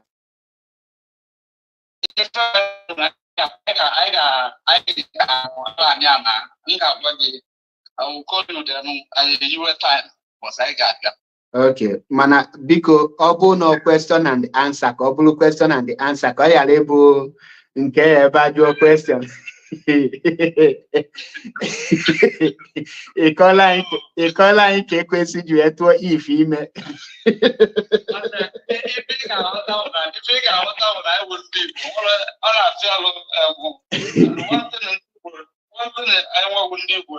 Especially on your one to go interest na if alusa pilapi and unna one Bible or some long why the other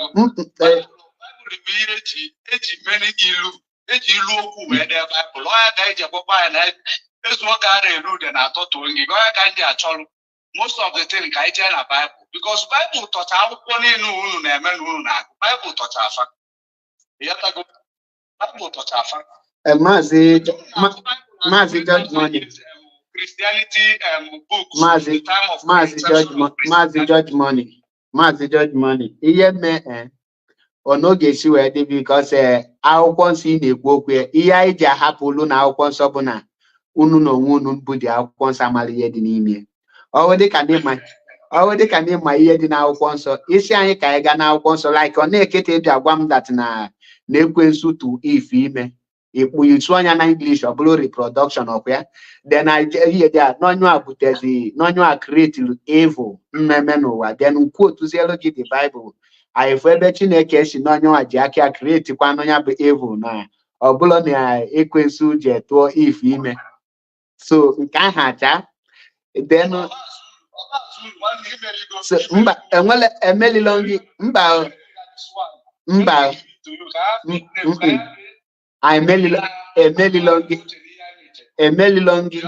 emelilongi and imelilomo he emelili bia the issue here bụ na biko Mazi Judge Money achọrọ m ịyọgo ofu ihe na-ege ntị ịkọzinalụ ndị mmadụ na Israel ọ na Jesus bụ our ancestor your ancestor Jesus our ancestral uncle.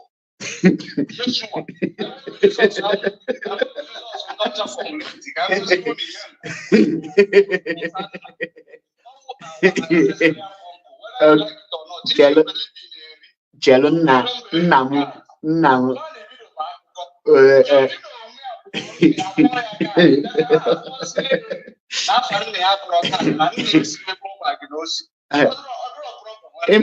Emma not from no can be no ancestral uncle.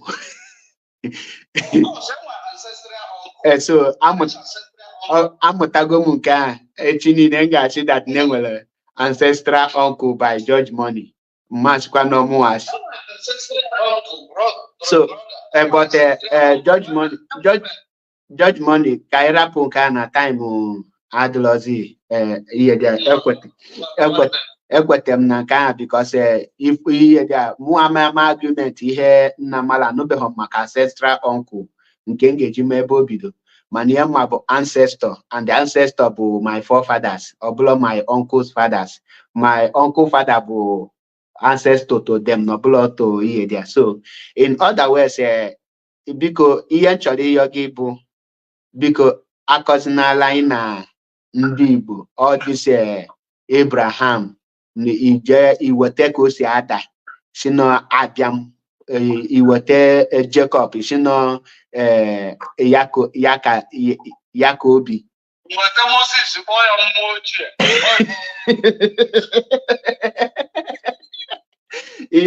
ebe na akọditi maka Chinebe na watch ga ebe dị m kamera watch Sabinus and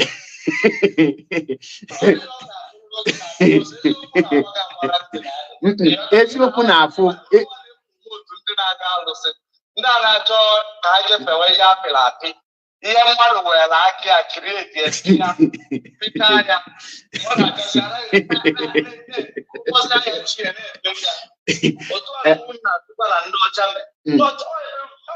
unu ka ndị ọcha si ọkwa na aka ndị Ijipt ka ndị ọcha si wee mụta ịpị ihe ahụ tụọ unu si mụtakwa ya n'aka ndị Ijipt anyị amụtaghị anything n'aka ndị Ijipt na ndị Ijipt anaghị aga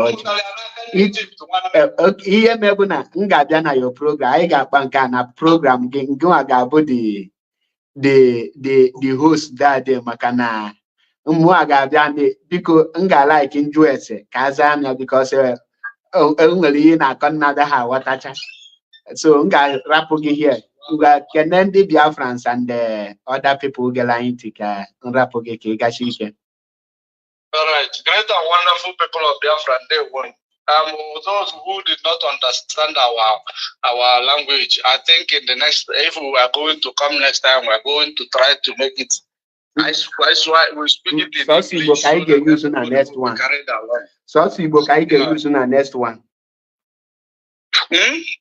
Sọsọ Igbo ka anyị ga-use maka na ife Igbo ka anyị na-ekwu so anyị ga na-asụ Igbo ka o wee na-ekwe anyị nghọta ka anyị malụ mgbe anyị tụrụ asị. Enwere ụmụnna anyị bụ ndị Igbo anọ so anyị ga-aka ife along. Ọ bụla ndị a ka na-akọwalụ history of Igbo anyị na-ekwu maka Biafra ndị a ka akụwe maka English mana na-akọlọ ihe anyị na-akọ maka Igbo bụ ndị Igbo ọnwa anyị ka anyị na-akọwalụ ihe ka anyị mụta so maka na asị anyị na-atụ na-abata na English so ị na-asụ ya n'Igbo kwa anyị nghọta.